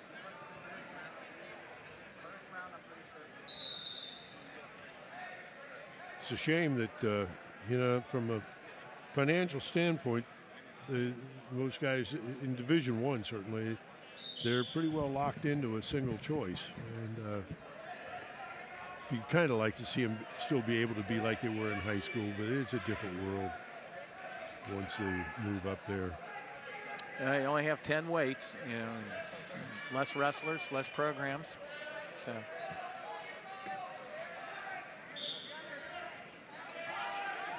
Tell you what, it's not hard to fill coaching staffs nowadays. I mean, the kids that do this for 4 years and put so much time and effort into it, when they're done, coming back to the room and helping out the old coach, like Scales and all these guys. You look around and, you know, we're getting ready for a Deer Park match, and I see 2 kids from Elder, the Lammers, over here in the corner, and it's just it's a sport that once it bites you, it's hard to get away from. It's hard to get out of it. Elder's down in this match 4-2. Hard to keep for our camera to see the scores because they're trying to focus on the main match. But 4-2, Elder needs a turn here. Glen Esty's just kind of holding on. Yeah, that score. Yeah, there it is. So, yeah. Yeah, no problem. 50 seconds. 50 seconds left.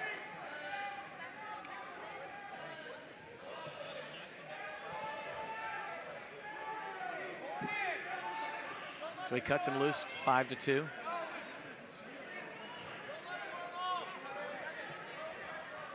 Glen Esty just keeping his back.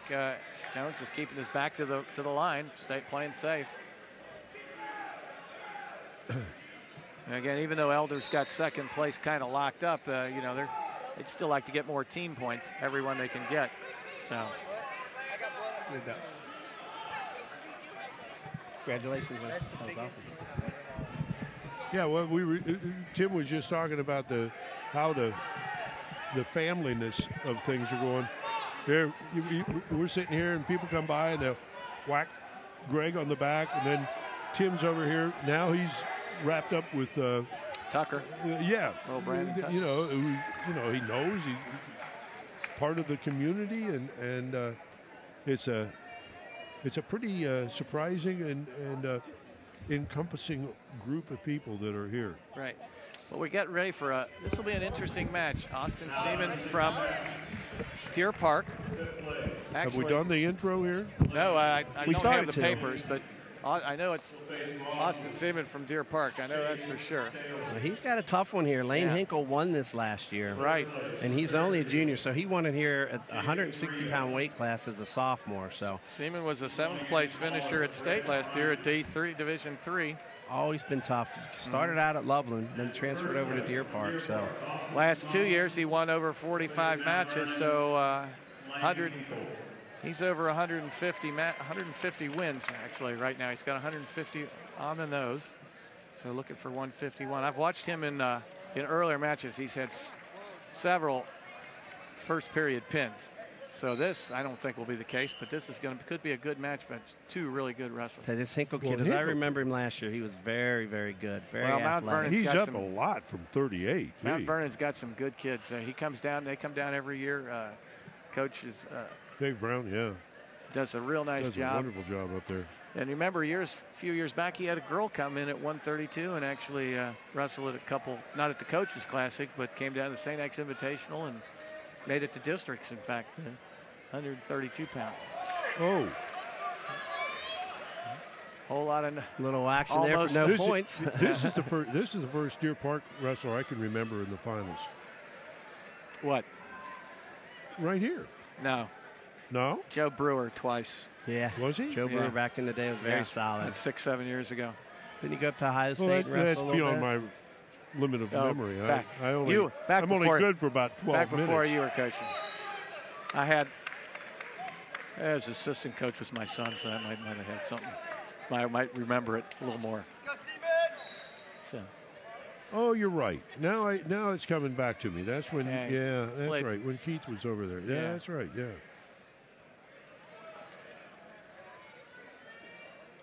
But Austin, he's the first state placer since that time for Deer Park. So. Boy, nice job good by recovery there to not give up the 2. Strong hips, good hips, and good mat awareness, as we sometimes say. Yep. Get a caution on Seaman. No, he's been wearing that. I don't know if he's got a cut or something on his head, but he's been wearing that bandage around his forehead for all day. So I don't know if he did that earlier or. The 2 really strong wrestlers here. They both like that underhook roll and that little dump series. They're both kind of.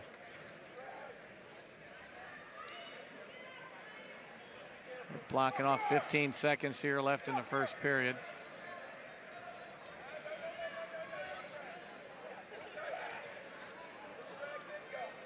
Well, obviously they're very evenly matched strength-wise, because these are strength on strength situations here repeatedly. Yeah. And Seaman is right in the thick of it. I think the Mount Vernon wrestler Hinkle's got a little bit more length and leverage on him there. Yeah. But they both got great mat awareness, and you're going to see some. I got to believe you're going to see some back points before this match is over.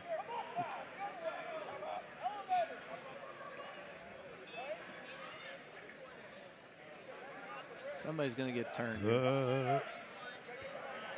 got that leg tied up, and Hinkle's reaching back, trying to pull those hips forward. He's got his head down. Austin Seaman keeping his head down. He's starting to come up. He's kind of got his ankle caught Yeah, there, couldn't get it out. He's looking for the half, or the cradle, but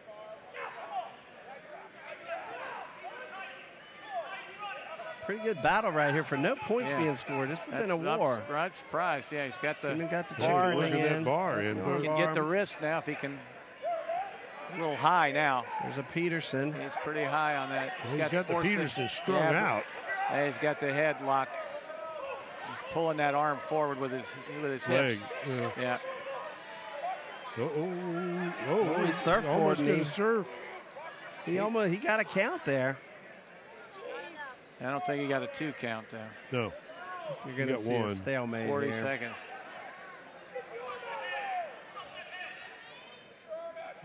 He's got the head now. There's got to be a count. Boy, he came close to putting it up there for real right then. Like pushing that head underneath. He keeps that leg. He gets that left arm out, though. He's free, and it's pretty close. There it is. Yep. That's 2 big points there with 20 seconds left on the clock. So, well, it was kind of all or nothing in that one. He didn't have anywhere to go from there. He was either going to stay there or he was going to get out. But he really needs his escape right now. There wasn't any other alternative. Quick back points here as time runs out. All right. Let's see what Seaman. I think he's going to have to choose down to 2-0. And I think this is where Hinkle's best again on top here. Yeah, that was a pretty there towards the end. He almost got a quick little turn. Yeah. So and Seaman's got to. Yeah, I think somebody moved earlier. Didn't he? Seemed to me like they were moving on.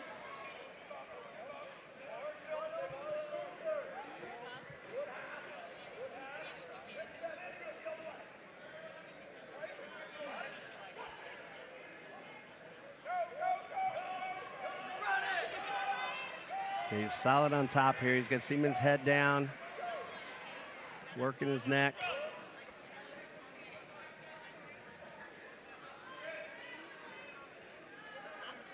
A good deep waist there. Yeah, he's looking his for. hips. He's trying to get that, get those shoulders tilted. But I think you're going to have to make him do something here. Yep, there's the stall. He's killed 51 seconds of the third here with a 2-0 lead. So we'll see how long the coach lets him ride him, because he doesn't want to give up that second stalling in the point, because that changes the mat drastically. So referees are discussing something here. Well, he called red stalling. Well, then he shouldn't have stopped the match. See, now he changed it to green. He put the wrong arm up. He put the wrong arm up, is what he did. Yeah. Yeah, because if the bottom man's stalling, they won't stop the match. If top man is, correct, they'll stop the match. Yeah, because the potential. That originated with the old riding. Yeah, I saw him do that, and I'm a little confused there, but yeah. So that's why the side ref came and said, I think you brought the wrong hand up. So just I know which wrist band you're wearing, sometimes. Yeah, you can't get on your belly like that. That's tough. A bar and a half, boy. This is where that leverage is going to help Hinkle. He's a little longer, and it's really all he needs to do. He doesn't have to score here. He just has to look like he's active. Right. This is where he's got to be careful. He can't just lay here. He's got his hip on the mat. Got to get off to the side there. You talk about a deep waist. You were talking about him before. Look at Hinkle's deep waist here. That's what he's got to do right there. Run to the side. Referees won't call you for stalling out there, but you keep that hip back, hip on hip, they'll call you. Austin's going to have to make something happen here in the last 20 seconds. He needs to. He needs to get hands on hands. He locks up a cradle there. Hinkle I think does. he's got it. We're down to the last 5 seconds of the match. I think he's It's not Austin Seaman's best position, his bottom. And so. There's a two-time champ for you, Dave. He's only a junior. He'll be back next year trying to fight for his 3rd title. Lane Hinkle of Mount Vernon.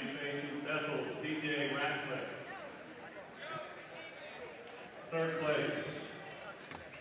From Mahler, Sammy Weiss.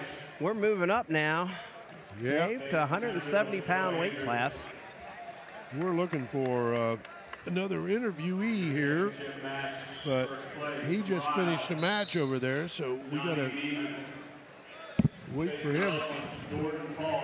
Had a bit of deja vu. I looked across the arena, and there was Ron Masonic standing over in the corner the way I've seen him stand for, well, 42 years. Dave, I got a 170-pound wrestler named Johnny Meeman out of Ryle. He's going to be taking on Jordan Paul. He's from Ryle. He's 20-1 at this point, coached by Coach Rochelle. He was 6th in this tournament last year. He's only a junior, and he's been 3-time first place out of districts. So he's been a 4th place finisher 1 out of his 3 years. So he's got his hands full, though. Who's he got? Jordan Paul is a junior from Loveland. He's 4-0 this year. Last year, or as a freshman, he was 6th in the district. And he won. He's a 2-time league champion. Last year, at 152 pounds, he was 38-10, and he was runner-up in the district and therefore a state qualifier. He's a good student, and he's got an aspiration to go on to college. He's in the white singlet with the Loveland cat. Nice try to an ankle pick right there.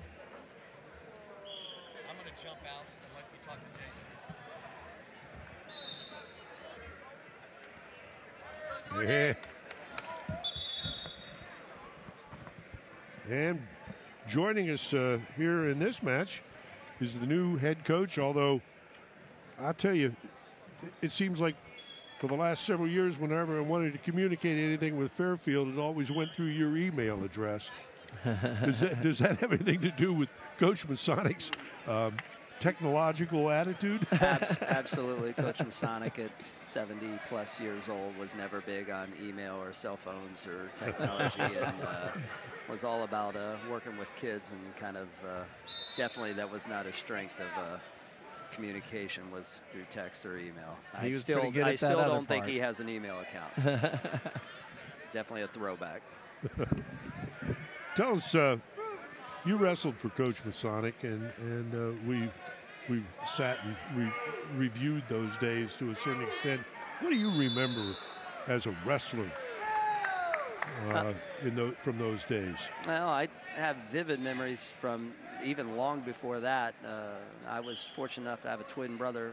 My brother Eric and I were same size, and Coach Masonic worked with us from a pretty young age, probably about 8 years old.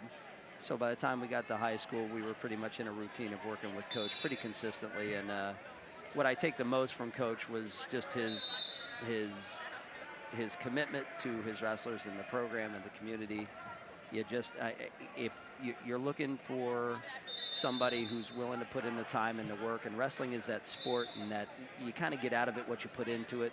Coach Masonic embodies that, and that's what I remember is long workouts with Coach, and consistently, striving to get better with him. It felt like it was every single day. It probably wasn't, but it sure did feel like it. Well, it worked. You had quite a high school career, right? You've, what, first, second, third, right? Is that right? Yes, first, second, and third in the state, and nothing but great memories of kind of, reaching your goals and working hard. And I remember like the fun times of going to the state tournament and representing our school and community.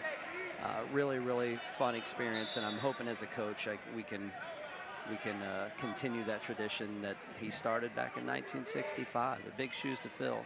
So obviously over the years being in the program, around the program, there can't be that much transition at this point. I mean, you got to kind of take on what he's already had in place, and it's more of a continuation thing, or are you going to bring new and fresh ideas of kind of what you want to do? What's it like? Well, yes and yes. Definitely, I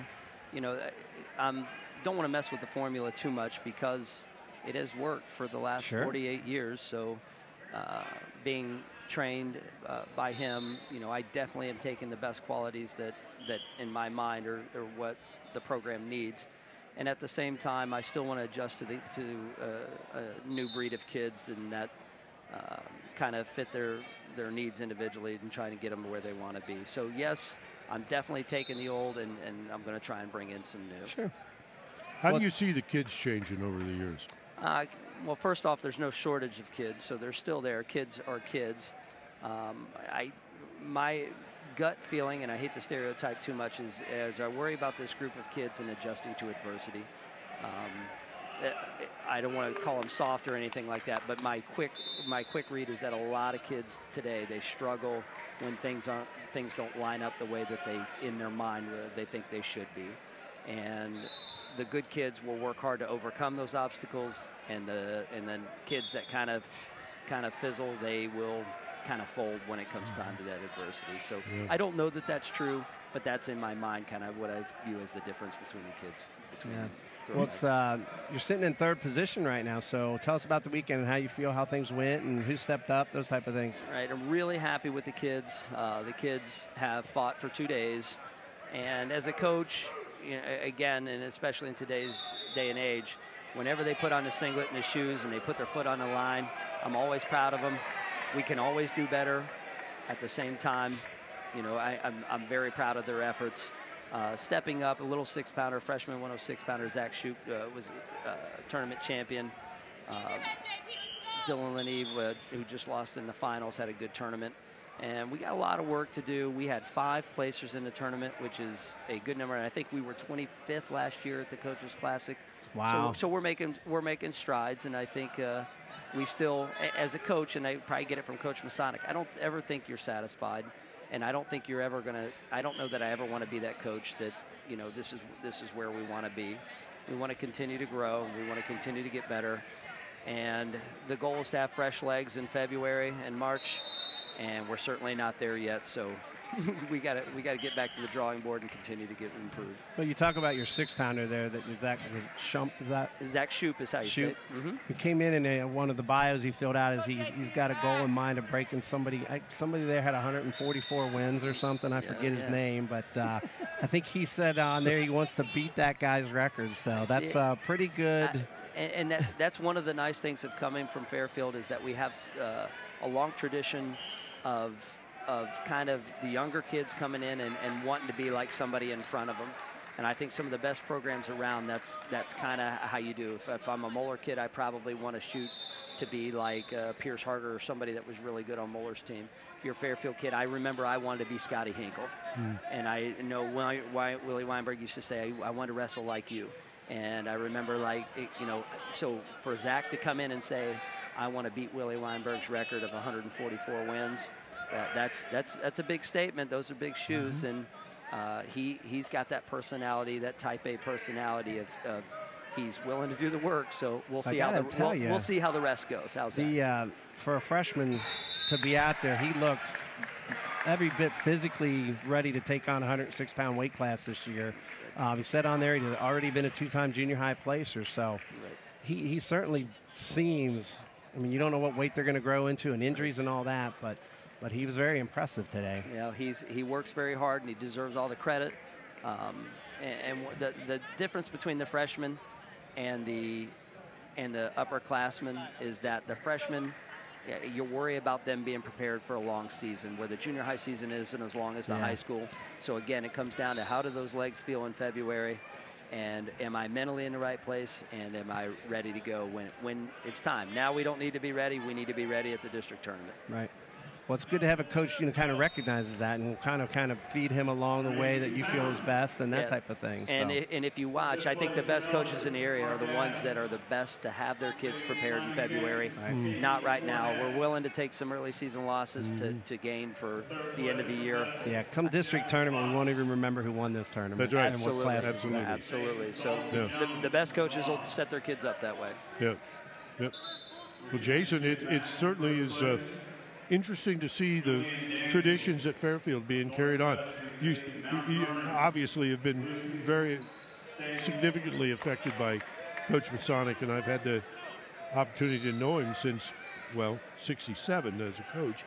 And that's been an amazing story, and for you to have been part of it and to come back to your community, and that is important. You said something earlier about representing your community. And that's something that I think knits Fairfield really together and is part of what Fairfield is that community of wrestlers. Right, and I like to refer to, and especially with the kids, I like for the kids to refer to us as the program within our school. The program. Yeah. I want to be that sport that the others look to and go, they're going to win every year. They're going to be successful every year. I don't want an average team. I want a team that's going to compete for city titles, and I know we're not going to win everything. That's not our makeup, but at the same time, I want to be known as the program within the school that's going to continue to thrive and be one of the best teams in Cincinnati and Dayton every single year, not just 2014-15. Well, pretty good start today. I mean, you say you were 25th here last year, and you're all the way up to 3rd this year, so that's not baby steps. We'll get there. We'll get there, and again, we'll just shoot for a strong February. That's the goal. Well, we'll see you come district tournament time and state tournament time and check back in. Thanks for joining us. Appreciate the publicity for our sport. Continue to grow with our sport, and thank you for the coverage. And I appreciate all that you guys do, so thank you. Well, thanks for taking the time to sit and talk with us, Jason. Good luck to you. Anytime. And we'll see you down the road. All right, thank you. Okay, here we go. We the 170-pound match rolled right along there, and I've got Lucas Staten, Dave. Johnny Lyman of Ryle beat Jordan Paul of Loveland over the pin. I think Jordan Paul injured his shoulder, I think, in the semifinals. And now we're at 182 pounds, and we have Julian Daniels, a senior from Cincinnati Northwest, who's 8-0 at this point in the season. And that was a big escape he got there with like 10 seconds to go.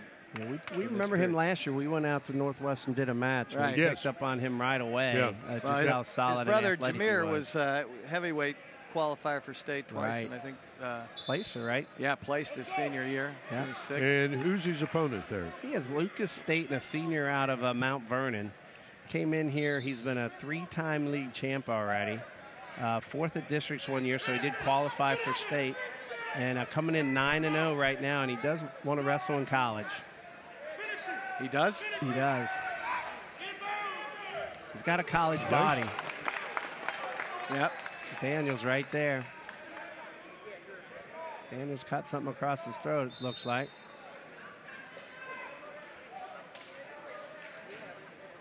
Well, we got a looks like Staten's got a little blood time. We got a cut here on the cut under the eye, above the eye, under the eye. I think he just said it don't hurt. Go figure. He said what blood? And as far as Julian Daniels is concerned, he is over there gasping. It looks like that the headgear slipped down across his throat. So we've got a little bit of stoppage time in general here. Well, you know, this is Northwest's only finalist, obviously, but you know, nice job by their coach. Well, we've seen this. You know, we talked about this last year when we did that meet over there at Northwest. He's really doing remarkable things with a program. He's really pulling it together, and it's very, very positive element. He attributes a lot of this to his experience with Dexter Carpenter as an assistant over at Baden. And, Coach Mahaffey has become very successful, and he really, really, really lives with these kids. And they really respect him. Well, he's keeping Stanton's head down, which is really good. Daniels, that is. Kind of different body style here. I think Daniels got about 4 or 5 inches on him, and 2 or 3 inches long. Yeah, Staten's got a little bit of a college body there. Oh. All right, Staten with a quick one. Going to make it 4-3. Daniels is breathing hard right now. Harder than I would expect at this stage of the match. Lucas Staten.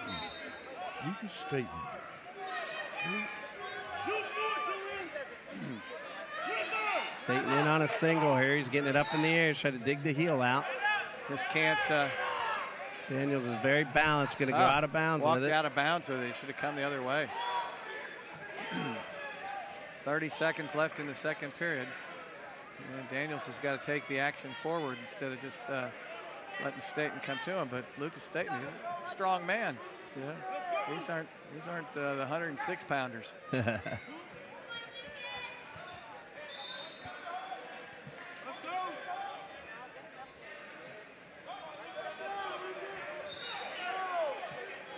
Well, Mount Vernon's got some fine athletes. These mid to upper weights. Neither of them went willing to do anything right there. Third period.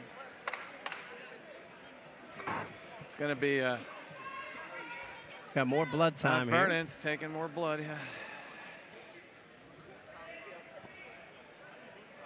He's going to take down this period. He's down 1. He's going to have to get it. As we always say, it comes down to that last takedown.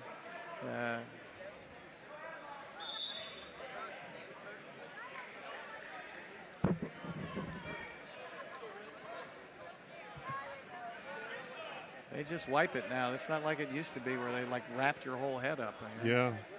They're putting a little bit of grease on it and send you back out there. It's like the old boxers, Yeah. Staten's going to take bottom. When they start pulling those silver dollars out of the ice chest, let me know. Here we go. 4-3. See how effective Daniels can be on top here. Well, he rode him for a little while, but I don't think he can ride him for 2. Control that wrist like he's doing. That's a good start. He was trying to turn him, and then just got a little high last time. Turned him loose, so. He makes his way to his feet. Daniels with the lift and a return, and a Granby right off the lift. There's the escape. That's a pretty nice roll. And Daniels, now has enough experience. He didn't get caught, locking hands. That's good, because he was in a position where your inclination would be to hang on as that roll goes through, but that would be self-defeating. So. Well, we got to see if somebody can get a takedown. And that's sweet. Taking it to his back. He's going to give him 2. I think he went 2. 2 and 2. He's going 2 and 2. Yes, so sir. Daniels will take 8-4 lead. That's big. Now, to his back on a straight just power double. Bit. I think the Mount Vernon wrestlers kind of. That might have taken a little wind out of his sails. He might need a clean break right here, because that beautiful double there by Daniels. Wait a minute. They got their score wrong. Yeah, it's going to be 8-4. They gave him 2 and 2. Here's the takedown. Nice takedown to the back, and look, Daniels even has presence to hook a heel. 1 minute to go. 8-4. Well, I told you, last takedown, come to third period, it always works that way. He got a little early, but Daniels, all he needs to do here is try to ride him as hard as he can. The last time he picked him up, the Mount Vernon wrestler went. I think Daniels just took a shot to the eye. He took an elbow to the eye. Yeah.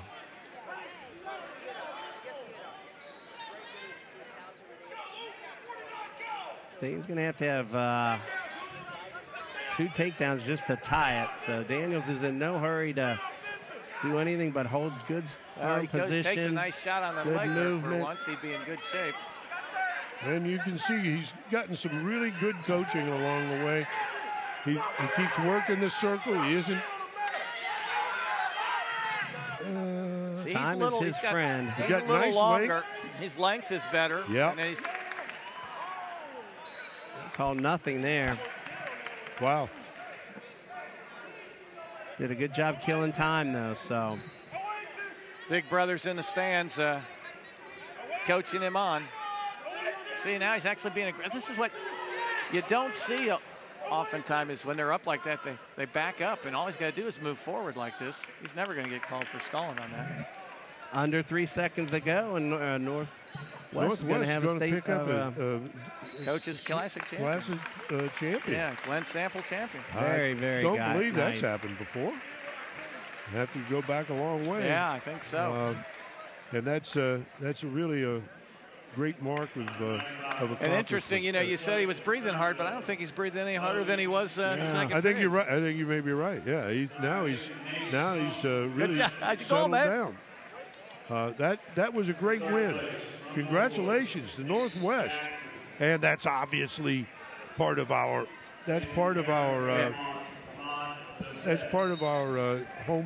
home facility, our home operation. Very nice Who win was that there. back there? That was their coach. Oh. All right, let's move up to 195 pounds here, Dave. Oh, boy. Guy named Gary Traub. His dad's been around this business for quite a long time. Sure has. He's only a junior. He's coming in right now at 13-0. Let's see, last year he said he was 4th in the league and 2nd in the league the last 2 years, and was district qualifier each year. So he's got a real shot, I think, of making it to the state tournament this year.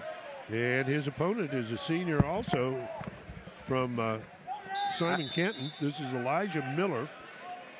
He's 15-0 this year. Elijah has a total record of something in the vicinity of 120, about 100, almost 150 wins since his freshman year.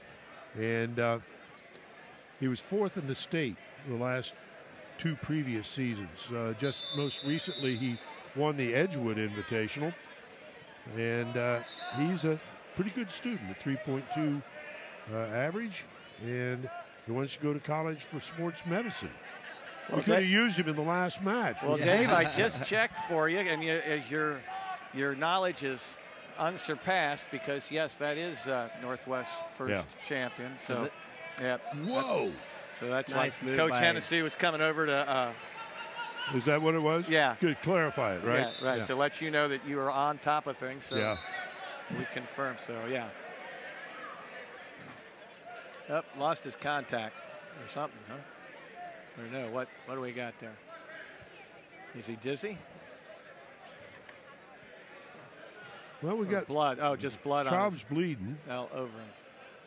Traub's bleeding, and Miller lost a contact, I think. I don't know what that. No, It maybe looks not. like he just didn't move. It was like they didn't want him to get in a step in the blood or something. Well, it is kind of time to talk about who we think the outstanding wrestler is. Not that our voice means anything, because that'll be decided by the coaches in attendance here. But it's pretty hard to choose. I mean, you got to love the little freshman out of Fairfield. Yeah, I thought Wrestled that was a pretty great. impressive win. Jago was fantastic. Shy was as billed, and so was Romani from Marysville. I think Romani Tucker was had the pretty biggest impressive. win over Ward, though. I mean, I think that's I don't exceeding know expectations kind of thing. Just on what your expectations are, how you determine that. But I mean, I really think Tucker's victory over Ward was a huge. It was a big win there. The others kind of fell in line where we probably thought they were probably going to. Mm-hmm. So, for me, I'm probably going to vote for Brandon Tucker out of Loveland. That's where I was kind of leaning, because I thought that, well, as you just said, that was not the expected outcome of that match, and he did it in a very convincing style. And that's not to take away something like from the Marysville 152-pounder. I mean, he was fantastic. He's a sensational wrestler. So, you know, he kind of did what he was expected. So that's why I probably go the other way and go with the guy who I thought really still got a couple more matches left, though. You know, there could be something else that happens. You got that Myers versus Jones match at 220. Myers would be a great match. That could be potential. We might Gary Traub does not look big enough for this weight class. That's just because he doesn't look like his uncle or his brother or his dad. I mean, is it his uncle, right? He just looks light. Yeah. He looks light. I'm wondering if he was what wasn't he an 85 pounder? He was that way. He was that weight last year too. Yeah, he was an 82 here last year, but he's a 95 now. 82, I think it's because he's tall and lean. He's just, you know. He looks to be every bit over 6 foot there, I think. Well, so after I said we hadn't had any blood time, we've had about 4 or 5 times in this. Coaches, I was talking to coaches while I was sitting over there on the side. I was talking to several coaches, and they were all kind of saying, geez, we had a lot of blood today. Yeah. And I think you're right. I don't remember this many bleeds this early in the season.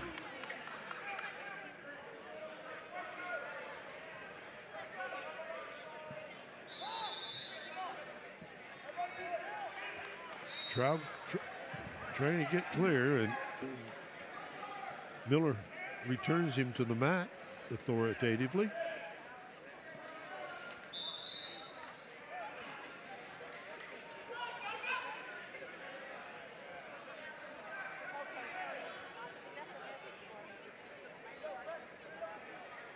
No, I did.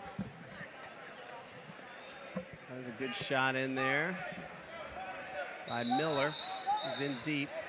He needs it right now because he's down 3-0. All he's got to do is finish. I think he will. There's his 2. Oh. It's going to tighten the matchup 3-2. Yep. Plenty of time left.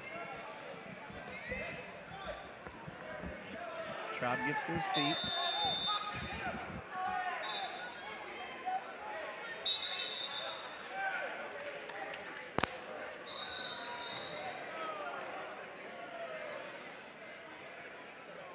We'll go out of bounds, no change. Traub will still be down.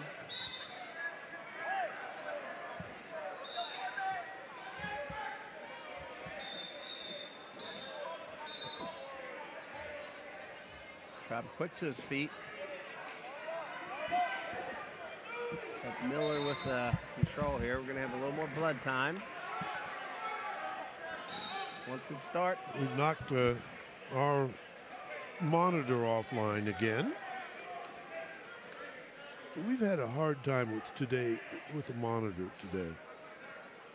It keeps going out.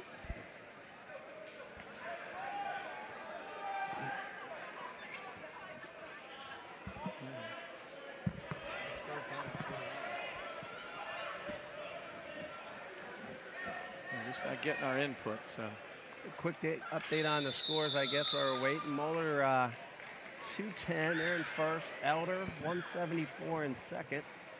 And Fairfield, like Coach said, a jump from 25th to 3rd. That's incredible.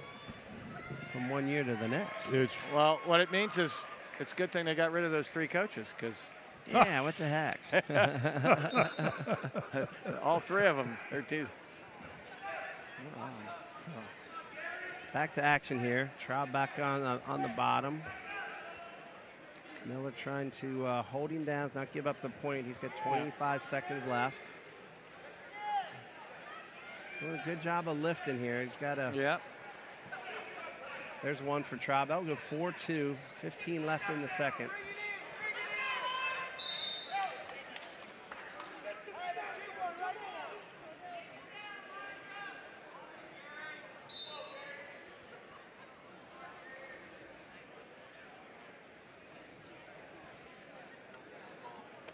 Oh, nice shot there by Miller. Yeah, kind of passing by and coming with that slow single. Time left, though. Right. But all right, whose choice we got? We got Green's choice. I'm sure he'll go. I think he'll take the. All right, here we go. Miller did choose bottom. He needs an escape and a takedown to get back into the lead. So see how long Traub can ride him. Yep. You say he's undefeated, Tim? Let's see. He is at this point. I have Traub at Miller is 15-0, yeah. Both undefeated at this point.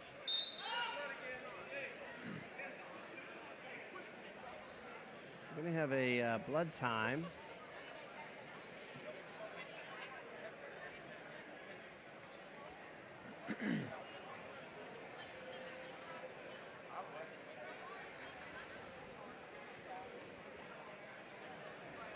The only positive thing about all this blood time is that it's given Tony Suarez enough time to walk around the mats, leave a floor cam over there, and walk around to try and figure out to solve our visual problem over here. It looks like he's mad at Greg for kicking.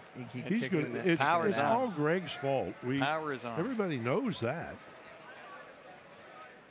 Now Tony's going to pick it up and bang it to make it work, I think. This is our whoop.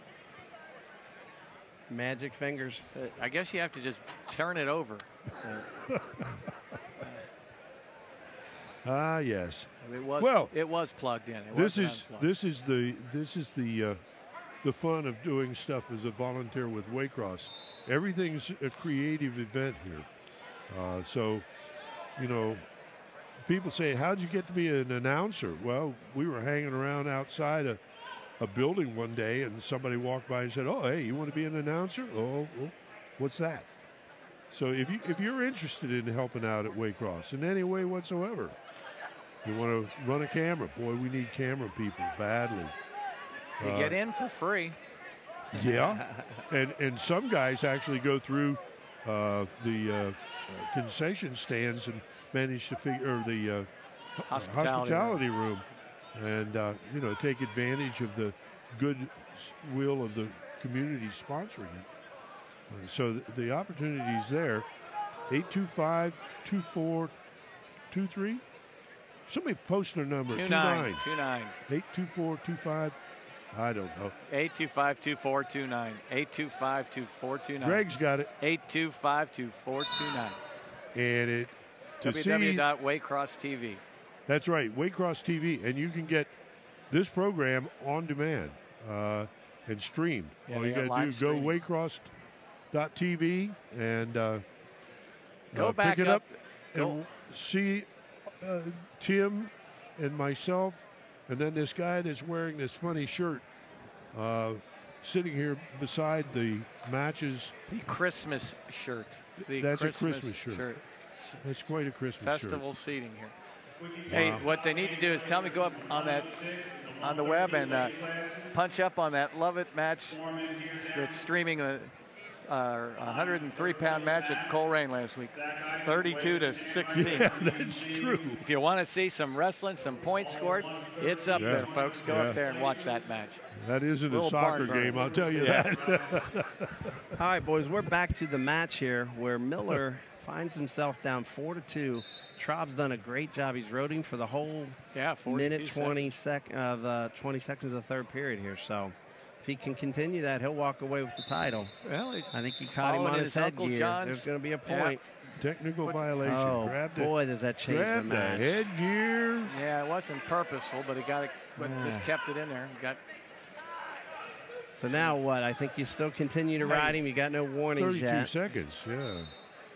You've been able to ride him so far. Now you change what you changes the whole match now. Now Miller doesn't need a takedown to win. But he got to get out. Nice. All he needs is an escape to get to overtime.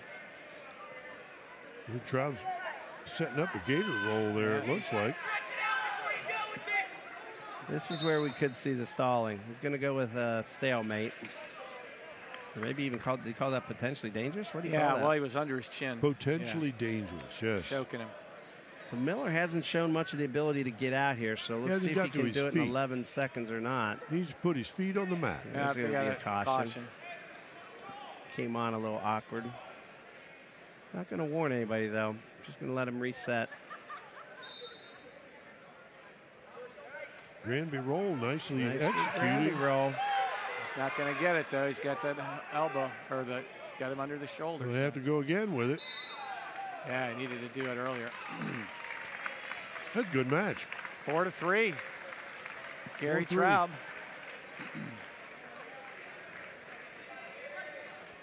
Well, the Traub family over the holiday will be happy. All right, well, here's a good match coming up. Well, these guys will see each other several times. Cole Jones from St. Xavier. We watched his match at State where he finished 3rd last year. Yeah. Or excuse me, 4th. And he's a senior, football player. Honorable mention All-State, I think. So yeah, they have 2 good football players out here. Jones was a great linebacker at St. X this year, and Meyer was a great defensive lineman for Moeller. So Jack Meyer is a junior, wrestling 220. Last year he was their heavyweight. Moeller had returning state champ Fruhoff in the lineup back there. Yeah, so. And Meyer sat out.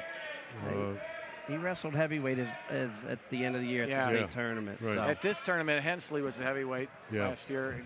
It is again. Yeah, Hensley's back. Right.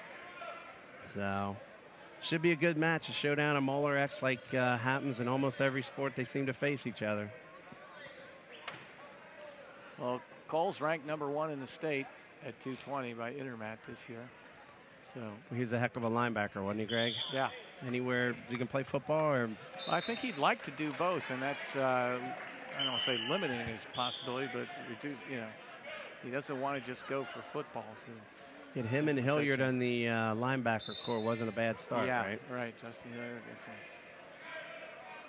He's going to Ohio State. So is that where he's going? Yeah, pretty sure. Great shot by Meyer. Yeah. He needs a little inside trip, and he'll finish this. But these guys wrestle against each other in kids club, and I think they may even wrestled on the same team back in junior high. Right. Something tells me Meyer's swim cap's not going to last. Yeah. He must not be close to weight because he's got a full head of hair going. So he must be under. They both look pretty solid for 220, don't they? Right. And it's a good way. Unfortunately, now these guys can wrestle heavy, but there's no 220 in college. It's, he's either got to wrestle 197 or heavyweight. And I think that's where the question becomes: how does a 220 pounder wrestle in college? Yeah. Because is he big enough to put the 275 pounds on? And 220 is about as big as you want to get for a linebacker. All right, good first match, or good first period there. Pretty good action, good shots. So Meyer's going to have his choice. He's going to defer, and Cole Jones will take bottom. Yep. See how much they try to ride him here, if they just end up back on their feet. I think I'll give him about a 30-second. See if he can hold him down, keep his head on the mat. We've seen this tournament go many times over the years where Moeller it was everybody against Moeller. They'd have 6, 7 guys in the finals and just trying catches. And they had 4 in the finals today, but LaSalle had 3. And Mount Vernon and Fairfield had a couple each, but it was scattered throughout the tournament. 2-point reversal. Here comes the headgears coming off. Isn't there a new rule about headgear that's got to be integral with the headgear now? I think that sure, was, and then they took it back out. It sure makes sense when they put it in there. And okay. So we get 2 for Jones. He'll take a 2-0 lead with 1:20 left. Right. Meyer gets the 1. I think this is going to be every bit the match we coming in. I thought this might have been one of the better matches the whole night. Certainly 2 of the more recognizable. Could come down to that first and last takedown. And you get to this level.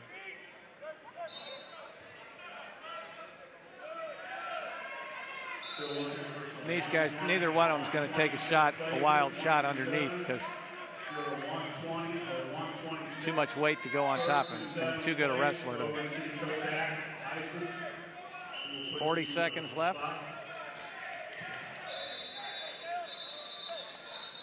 That's definitely a different hairdo there, Tim.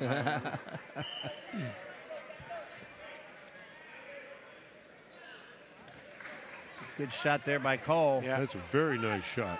He's going to get it. No, he lost it. Wow. Whoa. As Meyer gets behind, he's going to have to get take it. him down. He's going to call that out of bounds. Yeah. Wow. Great job by Meyer to escape that, because that was a good shot by Jones. That was. Yeah, Jack's older brother graduated last year. He did. Former state placer. Not little brother. He's the younger brother. Younger. Yeah. Yeah. I think they both got a little worry there after that exchange. They're going to just let this ride out. All right, here we go, 2-1. It's going to be Jack Myers. Myers taken down, so it's going to be 2. I don't think he's going to plan on riding him. I think it's going to come down to that takedown here. Meyer got away reasonably easy when he was down, so look for a 2-2 match here possibly, and next takedown will win it. There we go. We're tied. Here we go. Boy, we're coming back to Took longer than I thought.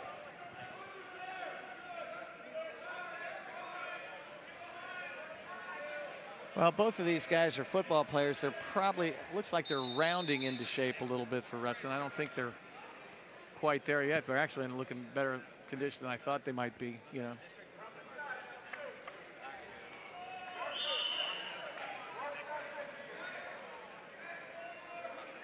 So who's going to take the chance and who's going to make the gamble? We're tied here at 2-2 now. Yep. Well, Jones seems to be forcing the initial contact, with Meyer doing a little bit of better counter wrestling. Yeah. I think both these guys are aggressive enough. We're going to see some sort of a shot. I think we'll see a takedown in regulation here. I don't see it going overtime. Somebody's going to take a shot. Somebody's going to finish it. Somebody's going to make a mistake. A lot of times that does come at these weight classes. It does come down to mistakes. All right, I'm going to tell you it's going overtime then. We'll see. You guys, just to be the devil's advocate. I just think you got two pretty aggressive wrestlers here. I don't think either of them are going to headlock is pretty good. I think Jones took his shot there. But Jones is up in it, so that isn't as effective as, you know, it should be. 48 seconds.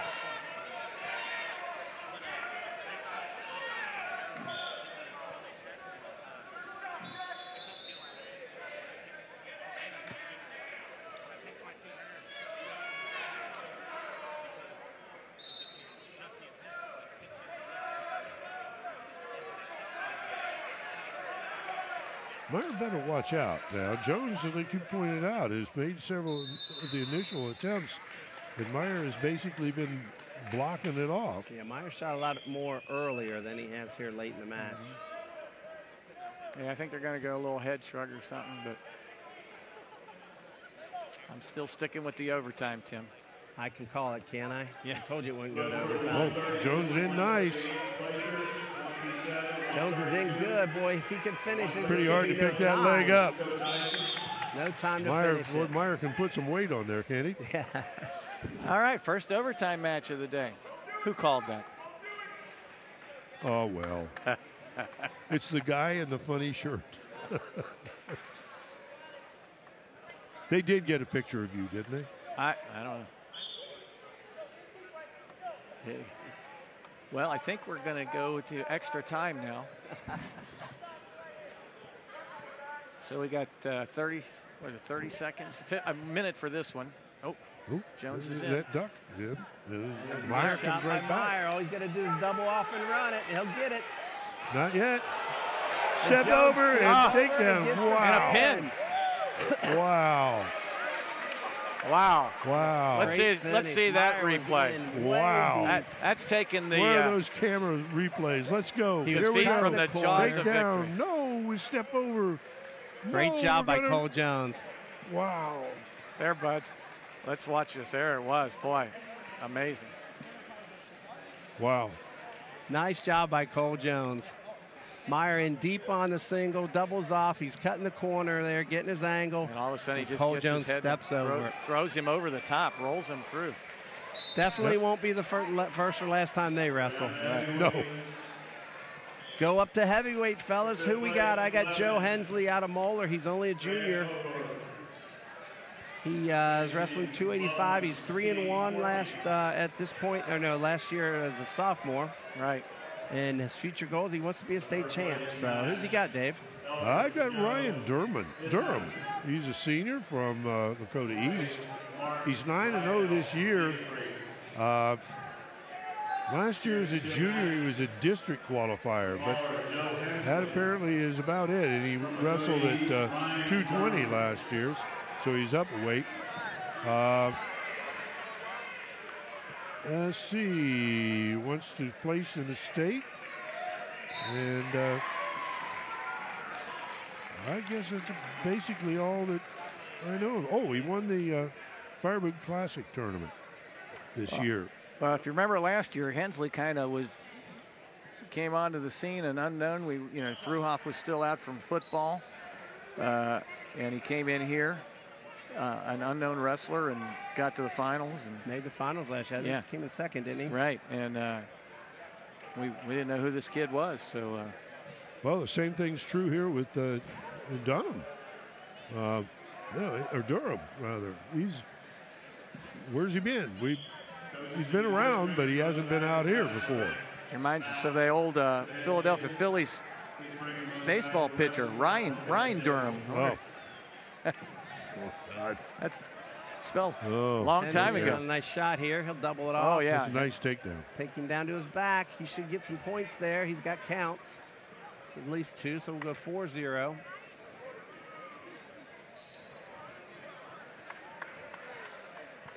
Nice move there by Hensley. Good shot for a heavyweight. Oh, he got some blood.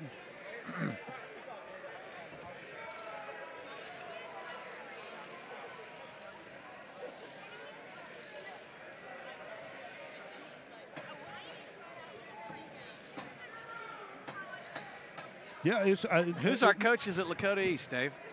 Oh, what do you mean, who's that coach? No, I'm saying Jim Lehman. That's why I wanted you to, just giving you the chance to intro him. You know him pretty well, so. Yeah, Jimmy's he's not out there. I don't know where he is. I was talking to him earlier.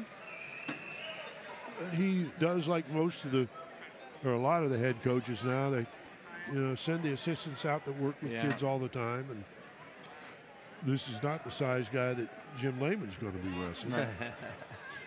That's pretty unusual. That you see the idea of the executive coaches in basketball and football.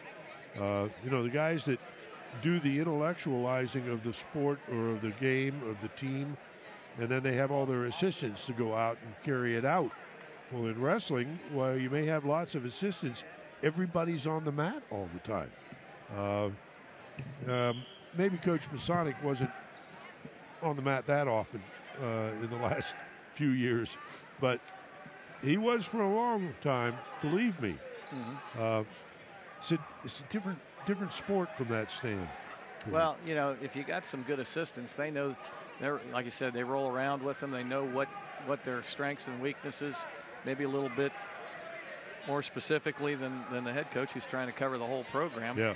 And making sure everybody gets to the meet on time and gets on the bus and weighs enough. So a lot going on. All right, there's the end of the first period, 4-1.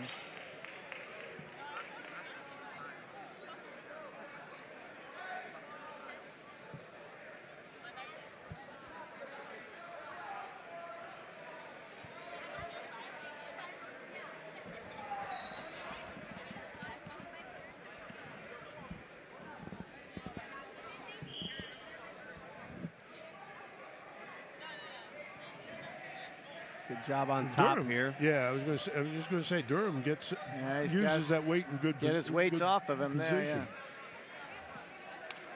And Hensley is a very, very athletic heavyweight. He's a football player too. Yeah, probably both of them are, but. 145, 152.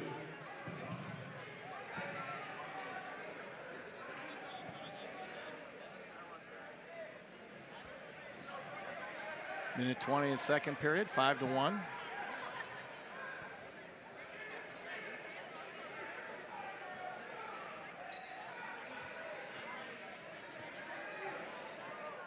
think there was some discussion beginning of the year which way Myers and Hensley were going, wasn't it, as far as who was going to be the 220 and who was going to be the heavyweight? You know, neither of them are 275. You know, yeah, football went so far that I don't know that, you know, just when they made those choices, I don't know if it's permanent. Hensley does look to be maybe a little bit bigger to me. Well, I don't know what you think, but it's a good problem to have. Yeah, I noticed that there not a lot of teams brought 14 wrestlers to this tournament. I saw a list earlier, and I didn't write it down, but it seems to me that there were 4 teams with a full squad. That's it. Not very good. And in talking to a couple of the coaches around, they didn't feel that this tournament was as strong as it's been either. I don't know. What do you guys think? I think, like I said earlier, I don't think we had the #1 guys, but I think the 3 through 8 kids were, if not as strong, better. Maybe because we noticed them more, because we were paying attention to the 10 state finalists last year. But the wrestling's been pretty good. And I've been able to watch a little bit of the side matches going here, 3rd and 4th and 5th and 6th. And there have been some pretty good matches going. I tell you, you got to like the coaches we interviewed, the Moeller, the Elder, and the Fairfield coaches. We're all really good guys, well-spoken. You can tell their heart's in the right place in the sport. They're here for the right reasons. So those kind of kids keep coming back into the game. It certainly will help.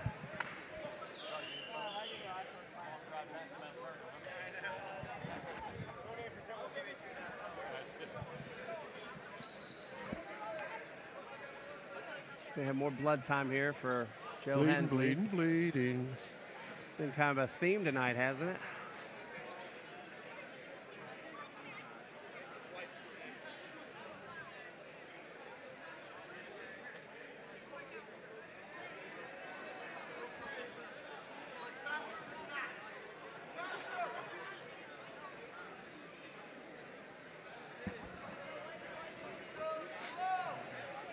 Blood everywhere. This one could take a while, too. Why don't we finish the top 10? I think we stopped at Fairfield in 3rd there. All right. You want me to do it? Go ahead. You can do it. Mount Vernon, 4th, 127. Loveland, 5th, 122.5.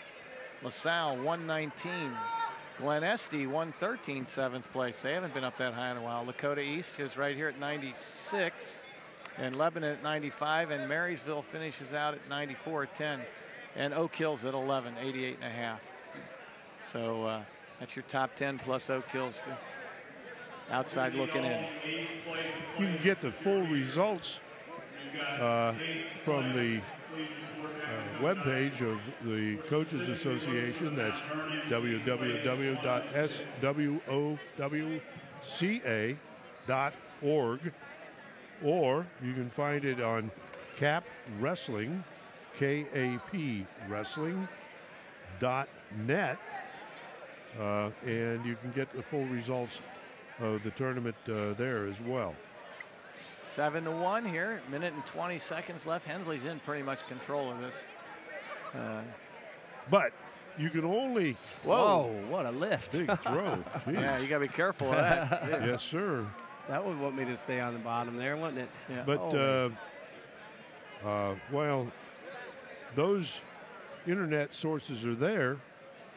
You can't get what you've just gotten from the volunteers here at Waycross.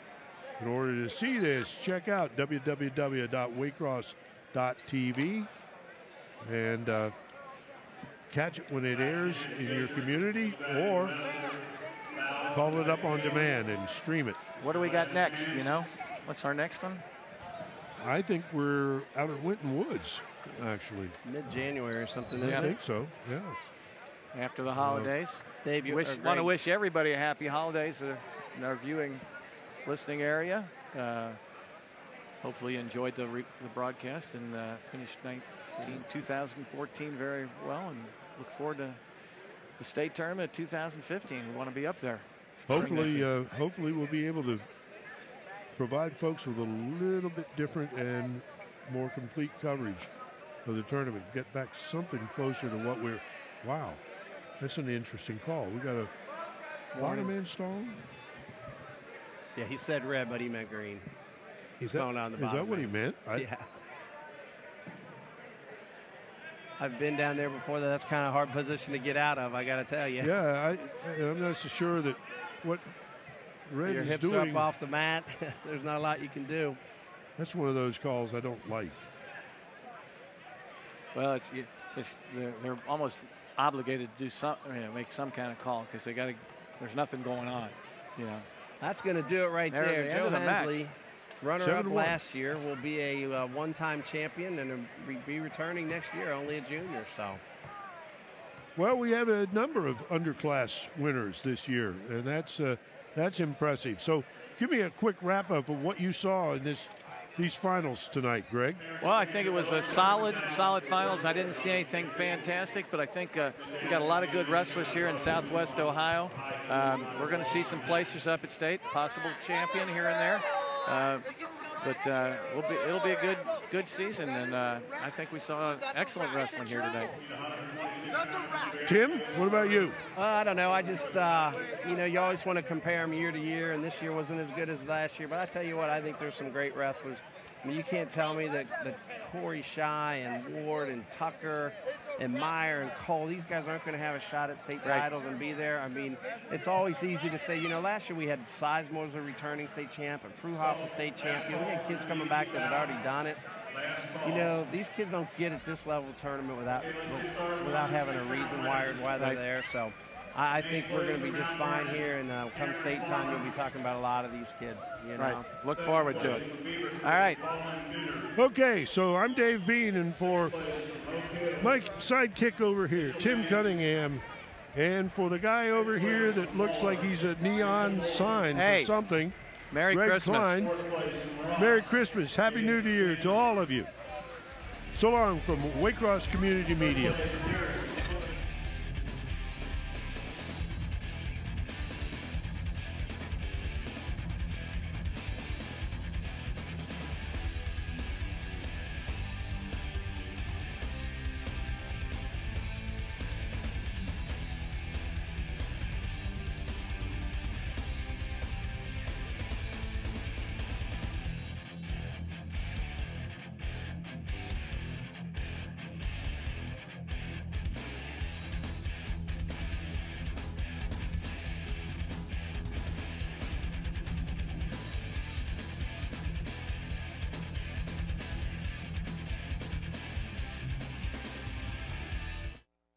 Copies of this program are available for $20 each. Send program title along with your address and check or money order to Waycross Community Media. Attention Dub Coordinator, 2086 Waycross Road, Forest Park, Ohio 45240. Or buy securely on the web at www.waycross.tv.